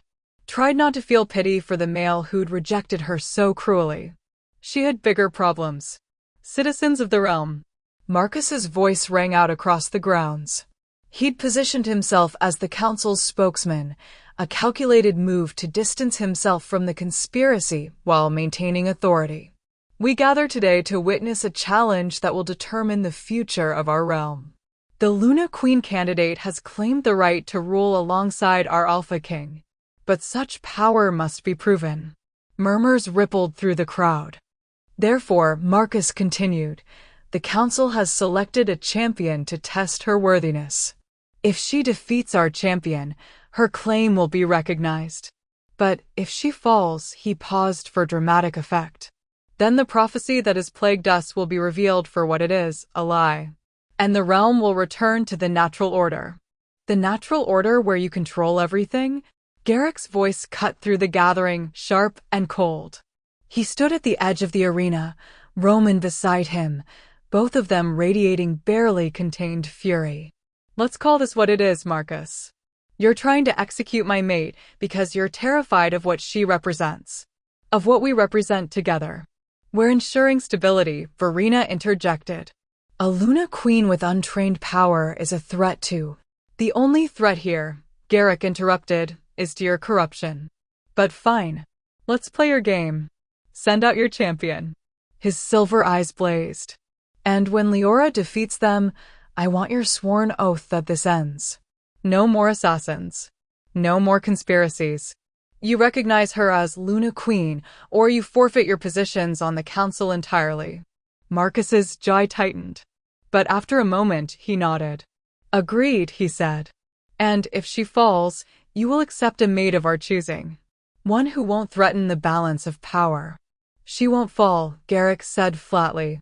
Then you have nothing to worry about. Marcus turned to address the crowd. Bring forth the champion. The gates at the far end of the grounds opened. And Leora's heart stopped. Because the figure that walked through those gates, tall and powerful, moving with lethal grace, was someone she recognized. Theron. He'd changed in the 3 days since his father's execution. His golden hair was darker, streaked with shadows that shouldn't exist. His eyes, once blue, now held flecks of the same unnatural red she'd seen in the Shadow-born assassin. No, Liora breathed. They didn't. They did, Celeste's voice came from beside her. The Truth Seeker had positioned herself at the edge of the arena, close enough to observe, but far enough to stay out of the fight. They offered him a deal. Power in exchange for service. Revenge against the woman he blames for destroying his family. But that power, Liora stared at Theron in horror. That's dark magic. It'll corrupt him. Destroy him. He knows, Celeste said quietly. He doesn't care. He wants you dead more than he wants to live. Liora felt sick. Theron had been cruel to her. Had rejected her and let his pack tear her apart. But he didn't deserve this. Didn't deserve to have his soul corrupted by the same dark magic that created Shadowborn. I can't fight him, she said. Not like this. He made his choice, Garrick said, suddenly at her side. His hand found hers, squeezing gently. I know it's not fair. I know you don't want to hurt him. But Liora, his voice dropped. He's not the man you knew anymore. The moment he accepted that power, he gave up his humanity. What's standing in that arena isn't Theron. It's a weapon the Council created to destroy you. Then I'll break the weapon, Liora said, her voice hardening. And save what's left of him if I can. And if you can't? Liora met Garrick's silver eyes. Then I'll do what I have to do to survive. Pride flashed across Garrick's face. He leaned down and pressed his forehead to hers, a gesture of trust and connection that made her wolf purr.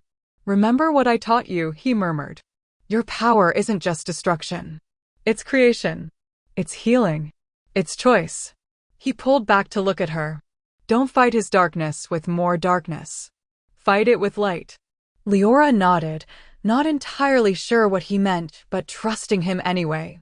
Garrick stepped back, rejoining Roman at the edge of the arena. And Liora turned to face Theron. He was staring at her with such hatred it was like a physical thing, hot and visceral and utterly consuming. You destroyed everything, he said, his voice rougher than she remembered. My father. My sister. My life. All of it gone because of you. I didn't kill Elena, Liora said quietly. Your father did. He used her for a ritual he knew might fail. He sacrificed her to maintain the Council's power. Lies, Theron snarled. You. I know you don't believe me, Liora interrupted. I know you need someone to blame, and I'm an easy target. But Theron, she took a step toward him. This power they've given you? It's killing you. I can see it. The corruption's spreading through your veins. The way your wolf is being consumed by something that isn't natural. I don't care, Theron said. As long as I live long enough to watch you die. Then you're going to be disappointed, Liora said. Because I'm not dying today. Marcus's voice rang out again. The challenge begins, now. Theron moved. He was faster than any wolf should be, faster than Leora's eyes could track.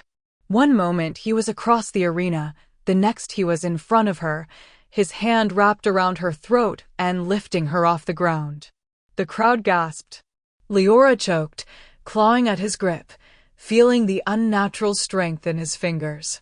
The dark magic had made him powerful, far more powerful than he'd been as a beta. You're weak, Theron hissed, his red-flecked eyes boring into hers. All that supposed Luna Queen power, and you can't even. Liora stopped fighting his grip. Instead, she placed both hands on his chest. And pushed. Not with physical strength. With power. Golden light exploded from her palms, slamming into Theron and sending him flying backward. He hit the arena wall with enough force to crack stone, then slumped to the ground, gasping. Liora landed in a crouch, rubbing her throat and glaring at him. I'm not weak, she said. I'm just getting started. Okay, everyone. I'm going to need you to sound OFF in the comments right now because this fight is about to get intense. Do you think Liora can actually save Theron? Or is he too far gone? Let me know your thoughts. Theron rose slowly, shadows leaking from his skin like smoke.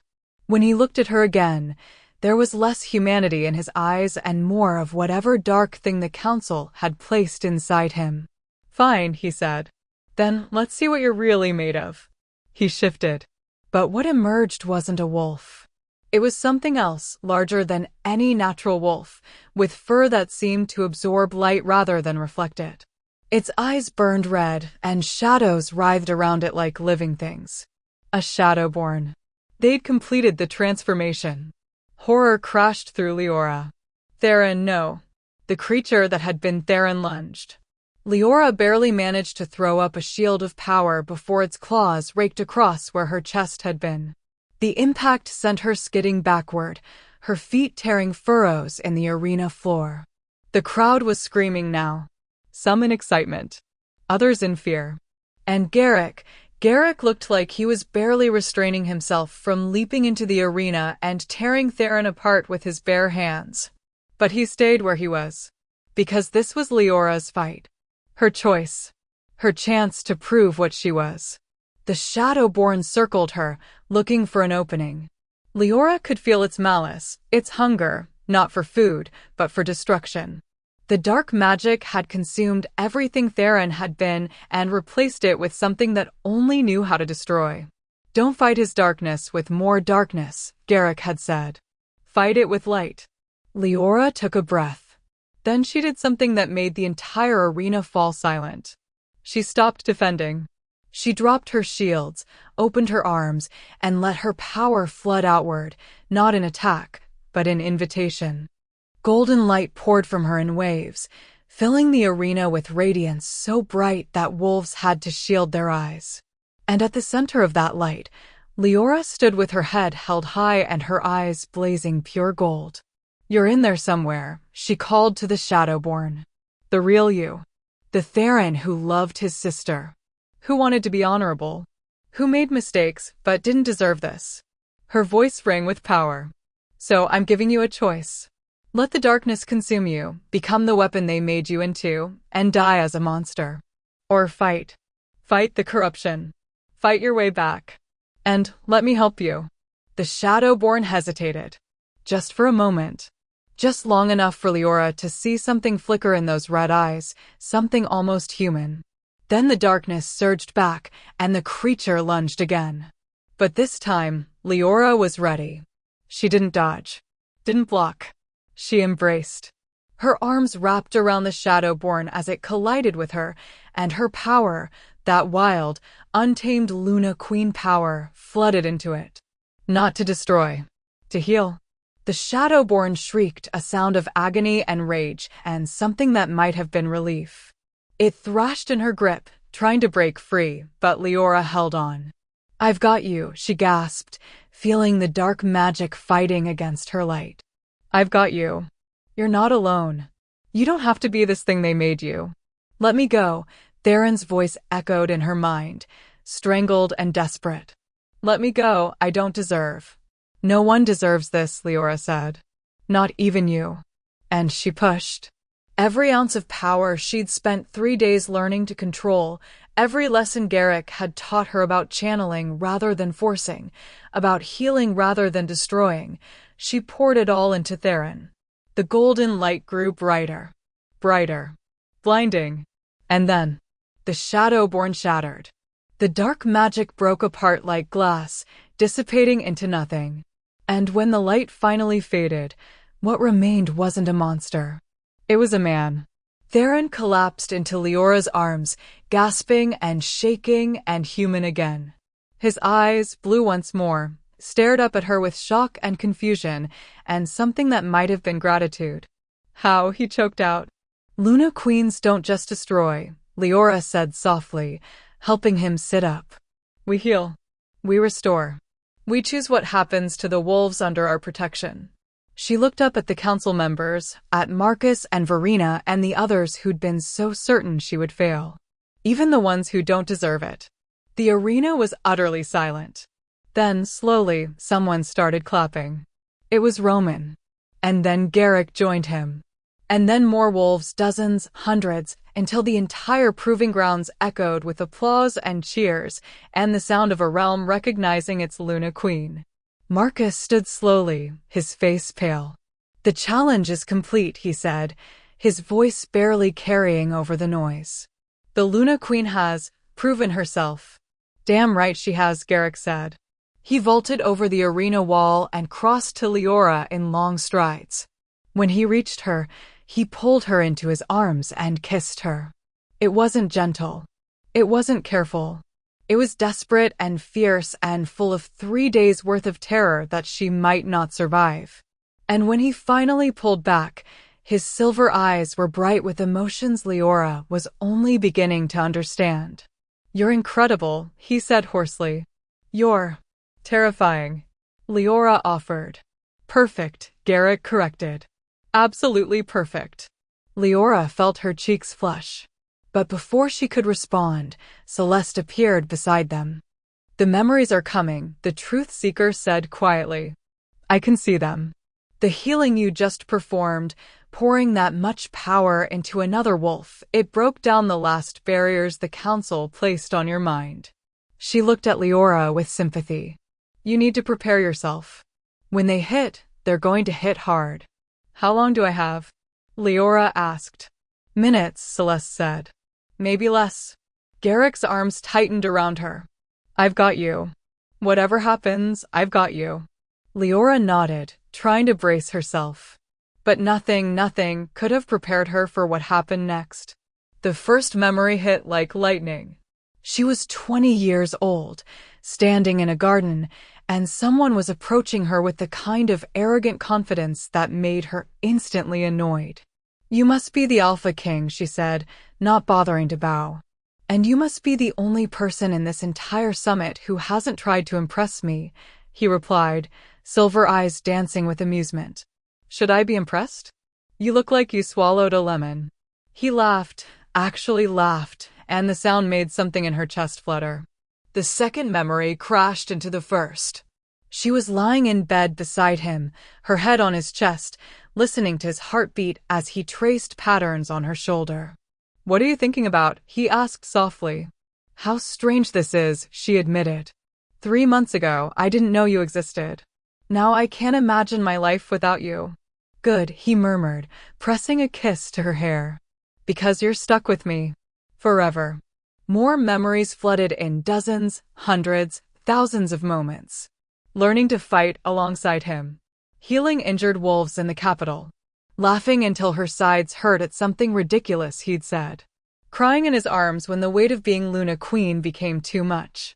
Dancing at a celebration, his hands on her waist and his eyes full of love.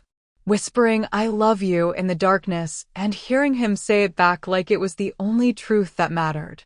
For years of love and joy and life hit her all at once. And Liora shattered. She collapsed, Garrick catching her before she hit the ground. Tears were streaming down her face, not from pain, but from the sheer overwhelming weight of what she'd lost. I remember, she gasped. Garrick, I remember everything. I know, he said, his voice breaking. I know, love. I'm here. I've got you. They took it from us, Liora sobbed. For years. They stole for years. But they didn't destroy it, Garrick said fiercely, cupping her face in his hands and forcing her to look at him. They tried. They bound you and broke you and made you forget. But Liora, we found our way back. We got a second chance that most people never get. And I swear to you, I swear on everything I am, that I will spend the rest of my life making sure those 4 years weren't for nothing. Liora stared at him through her tears. At this male who'd loved her for 7 years. Who'd waited 3 years for a chance to save her. Who'd stood beside her while she learned to be someone new. And she realized something profound. She didn't just remember loving him. She loved him now. The woman she'd been and the woman she'd become, they both chose him. I love you, she whispered. I loved you then. I love you now. I love you in ways I haven't even discovered yet. Garrick's eyes blazed. Say it again. I love you, Liora said, louder this time. Garrick Stormborn, Alpha King, insufferable pain in my ass, I love you. He kissed her again, and this time Liora kissed him back with everything she had. With 4 years of memories. With 3 days of trust built from scratch. With a future that was finally theirs to claim. The crowd erupted in cheers so loud they shook the mountains. And in the viewing gallery, Marcus bowed his head in defeat. The Luna Queen had proven herself. The prophecy was fulfilled. And the realm, for better or worse, would never be the same. 3 months later, the coronation took place under a full moon. It was tradition, Luna Queens were always crowned when the moon was at her fullest, when the ancient magic that bound their kind was strongest. The ceremony was held in the grand hall of the capital, but the doors had been thrown open so that thousands of wolves could witness the moment from the grounds outside. Liora stood before the assembled realm, wearing a gown of silver and white that seemed to capture moonlight itself. Her dark hair had been woven with threads of gold, and around her neck, instead of the elaborate jewels a queen might wear, She wore her mother's crescent moon pendant. Simple, meaningful. Hers.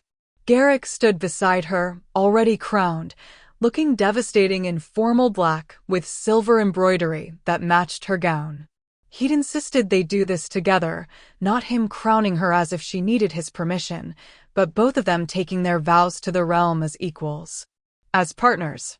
As mates. Marcus, who'd managed to keep his position on the newly reformed council by genuinely helping expose the remaining conspirators, stepped forward with the Luna crown. It was delicate and fierce all at once, wrought silver-shaped like moon phases, embedded with stones that glowed with their own inner light. Liora Ashwin, daughter of Adelaide Moonwhisper, Marcus said, his voice carrying across the hall. Do you swear to protect this realm? To lead with wisdom and strength? To use your power not for personal gain, but for the good of all wolves under your rule? I do, Liora said, her voice steady. Do you swear to stand beside the Alpha King as his equal? To challenge him when he's wrong and support him when he's right? To be a partner, not a subject. I do. And do you swear, Marcus continued, something almost like respect in his voice now, to show mercy to those who deserve it, even when they don't deserve it? To choose healing over destruction, light over darkness, and hope over fear. Leora's eyes found Theron in the crowd. He stood near the back, still recovering from the transformation and its reversal. He'd spent the last 3 months in intensive healing, working with Celeste to purge the last traces of dark magic from his system. He'd never be the same. The corruption had left scars that would never fully fade. But he was alive. And he was trying to be better. I do, Liora said. Marcus placed the crown on her head, and power surged. Not just her own power, but something older. Something that connected her to every Luna queen who'd come before, to her mother, and her mother's mother, stretching back through generations of powerful females who'd led with strength and compassion. The crown settled into place, and Liora felt complete in a way she never had before. Then rise, Luna Queen Liora Moonwhisper Stormborn, Marcus said. And may your reign be long and prosperous. The hall erupted in cheers. Garrick took her hand, lacing their fingers together, and turned to face the crowd. The realm has its Luna Queen, he called out, his voice carrying the weight of absolute authority and undeniable pride. And anyone who wishes to challenge her claim can face both of us. The cheering grew louder. No one was stupid enough to challenge them now. Not after what Liora had done at the Proving Grounds. Not after she'd turned a Shadowborn back into a man and proven that Luna Queens were more than just destructive power. They were hope. They were change. They were everything the realm needed and hadn't known it was missing. The celebration lasted well into the night. Wolves from every pack filled the capital, drinking and dancing and celebrating the first Luna Queen in 3 generations. Music spilled out from the Grand Hall into the streets. Food appeared in abundance, tables laden with everything from roasted meats to delicate pastries. It was chaos. It was joy. It was perfect. But eventually, Liora needed a break from the noise and the crowds and the constant stream of wolves wanting to meet their new queen. She slipped away from the celebration, making her way through familiar corridors until she reached the Eastern Gardens. The same gardens she'd looked out on 3 months ago when she'd felt broken and lost and terrified. Now, under the full moon's light, she felt whole. I had a feeling I'd find you here. Liora smiled without turning. You always did know where to find me. Garrick moved to stand beside her, his presence warm and solid and reassuring. He'd removed his formal jacket somewhere along the way and rolled up his sleeves, looking more like the man she remembered from 7 years ago than the intimidating Alpha King everyone else saw. Needed an escape, he asked. Just a moment of quiet, Liora said. She leaned against him, and his arm came around her waist automatically. It's overwhelming. All of it. 3 months ago, I was a broken Omega no one wanted. Now I'm a Luna Queen, and everyone wants a piece of me. We can send them all away if you want, Garrick offered. Tell them the Queen needs rest and lock ourselves in our quarters for a week. Tempting, Liora admitted. But we both know that's not realistic. Not with everything that still needs to be done. The past 3 months had been a whirlwind of change. The council had been completely restructured, the corrupt members arrested or executed, replaced by wolves who actually cared about justice rather than power. The laws surrounding rank and designation had been rewritten to be more equitable. And Liora had established healing centers throughout the realm, places where wolves who'd been broken or bound like she had been could come for help. It was exhausting work. But it was important work. Do you ever regret it? Garrick asked quietly. Taking this path? Choosing to be Luna Queen when you could have walked away? Liora turned to look at him. Do you regret claiming me in that hall?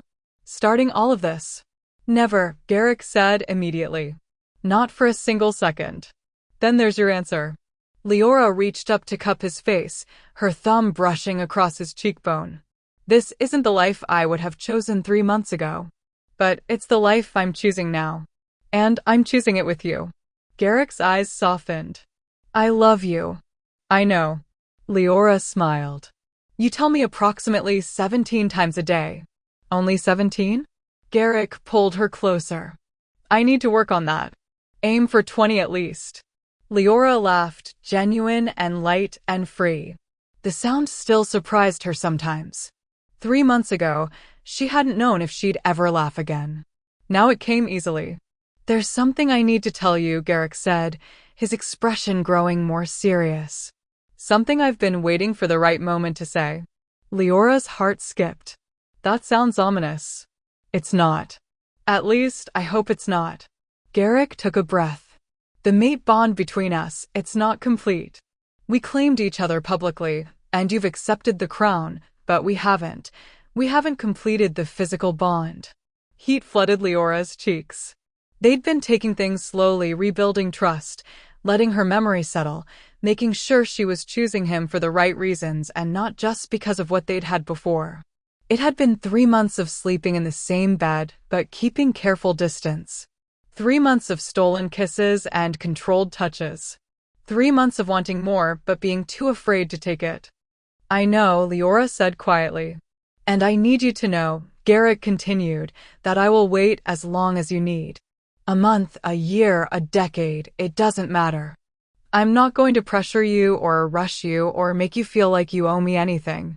The physical bond is important, but it's not more important than you being ready. Liora felt tears sting her eyes, but they were good tears this time. What if I told you, she said softly, that I'm tired of waiting? Garrick went very still. Liora. I remember everything now, she continued. I remember what we had, what we were. And I know what we are now, which is somehow even better because we chose it twice. She stepped closer to him, close enough that she had to tilt her head back to meet his eyes. I know completing the bond means tying my life to yours in ways that can never be undone. I know it means our wolves will be permanently connected. And I know, her voice softened. I know it means I'm choosing you. Forever. No takebacks. No second chances if we mess this up. That's a lot of commitment, Garrick said, but there was hope blazing in his silver eyes now. It is, Liora agreed. And 3 months ago, I would have been terrified. But now, she smiled. Now I can't think of anything I want more than to be bound to you in every possible way. You're sure? Garrick asked, and the vulnerability in his voice made her chest ache. Because once we do this, I'm sure, Liora said.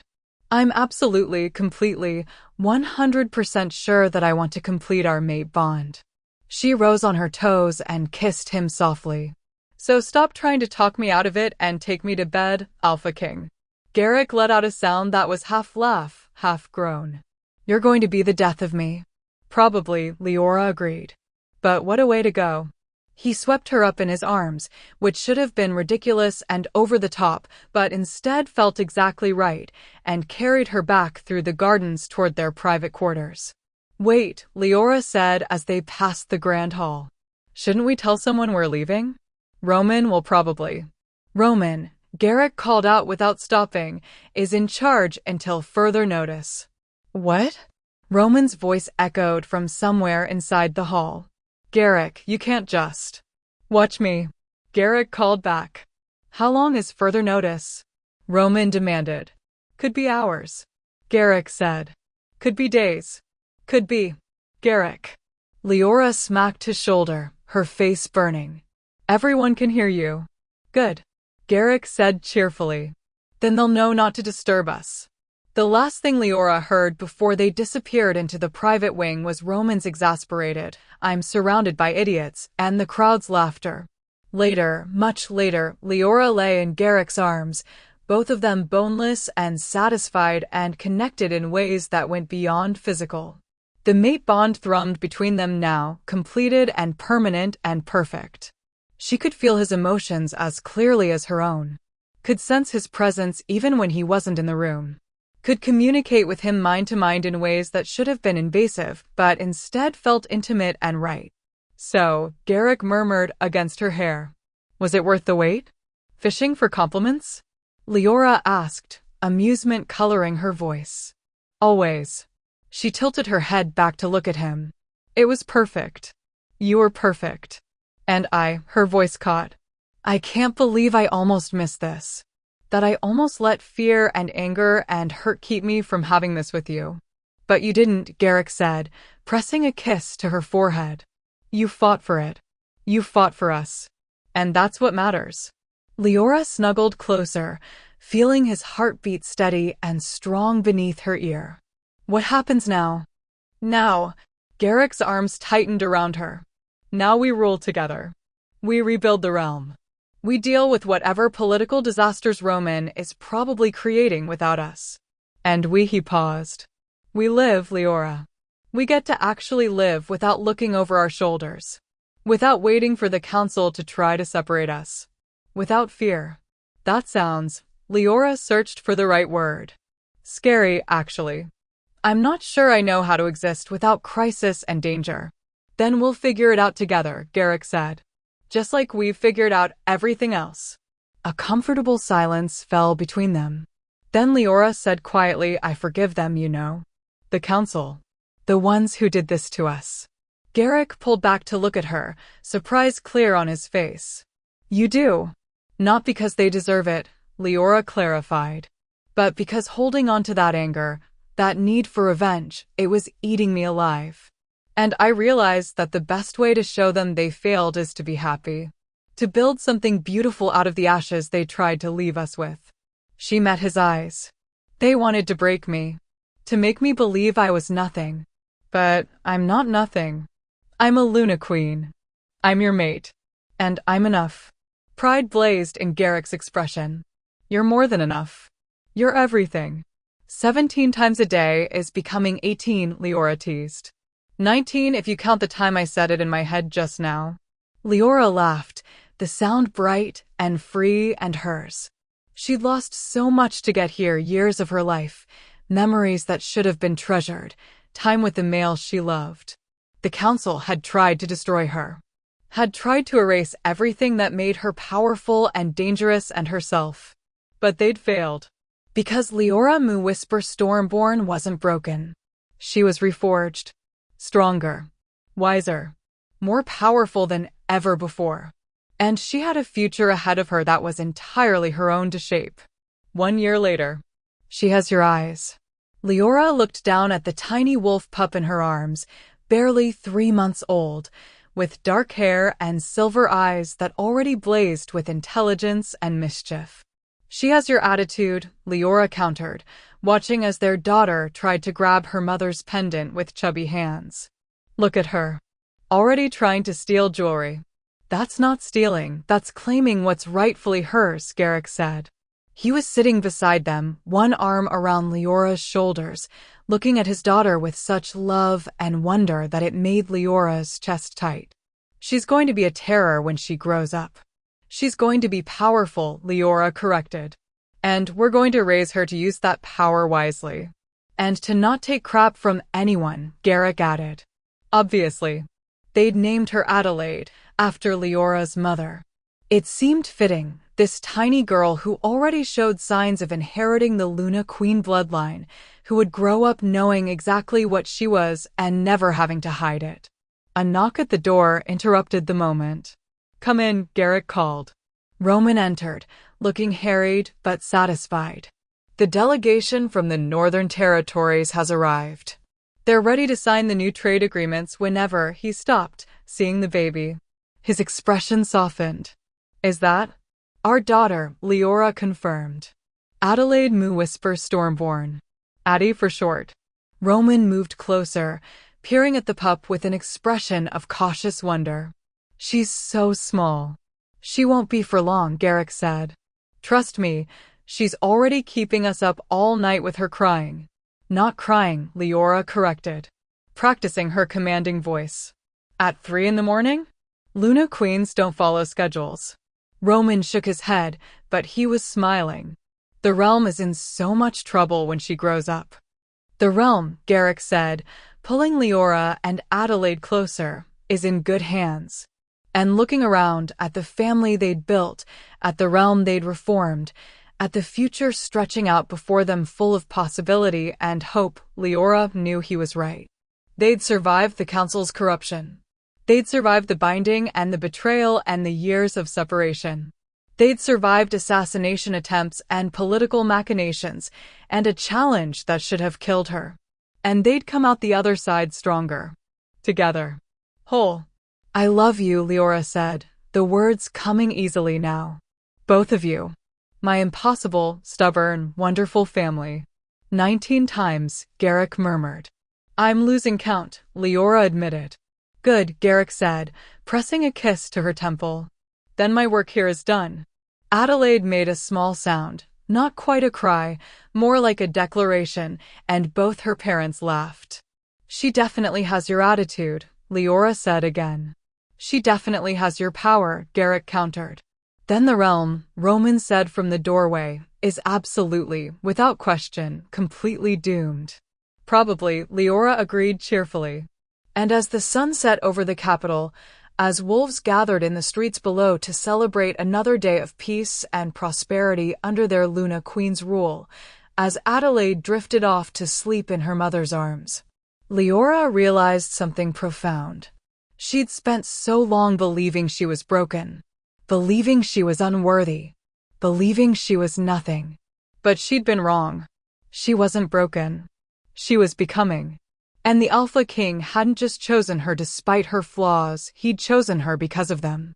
Because of her strength, her resilience, her refusal to give up even when everything seemed hopeless. He'd chosen her. And she'd chosen him back. Twice. 3 times if you counted this new life they were building together. And Liora knew, with the certainty that only a Luna Queen could possess, that she'd choose him 1,000 more times. In every lifetime. In every world. And that's it. The Alpha King chose the broken Omega, dared the pack to object, and they built a kingdom together. I'm sitting here crying happy tears, and I need to know, what was your favorite part of this entire story? Was it the moment Garrick first claimed her? The Proving Grounds battle? The memories returning? Baby Adelaide. Tell me everything in the comments. And if you love this story, please hit that like button and subscribe if you haven't already.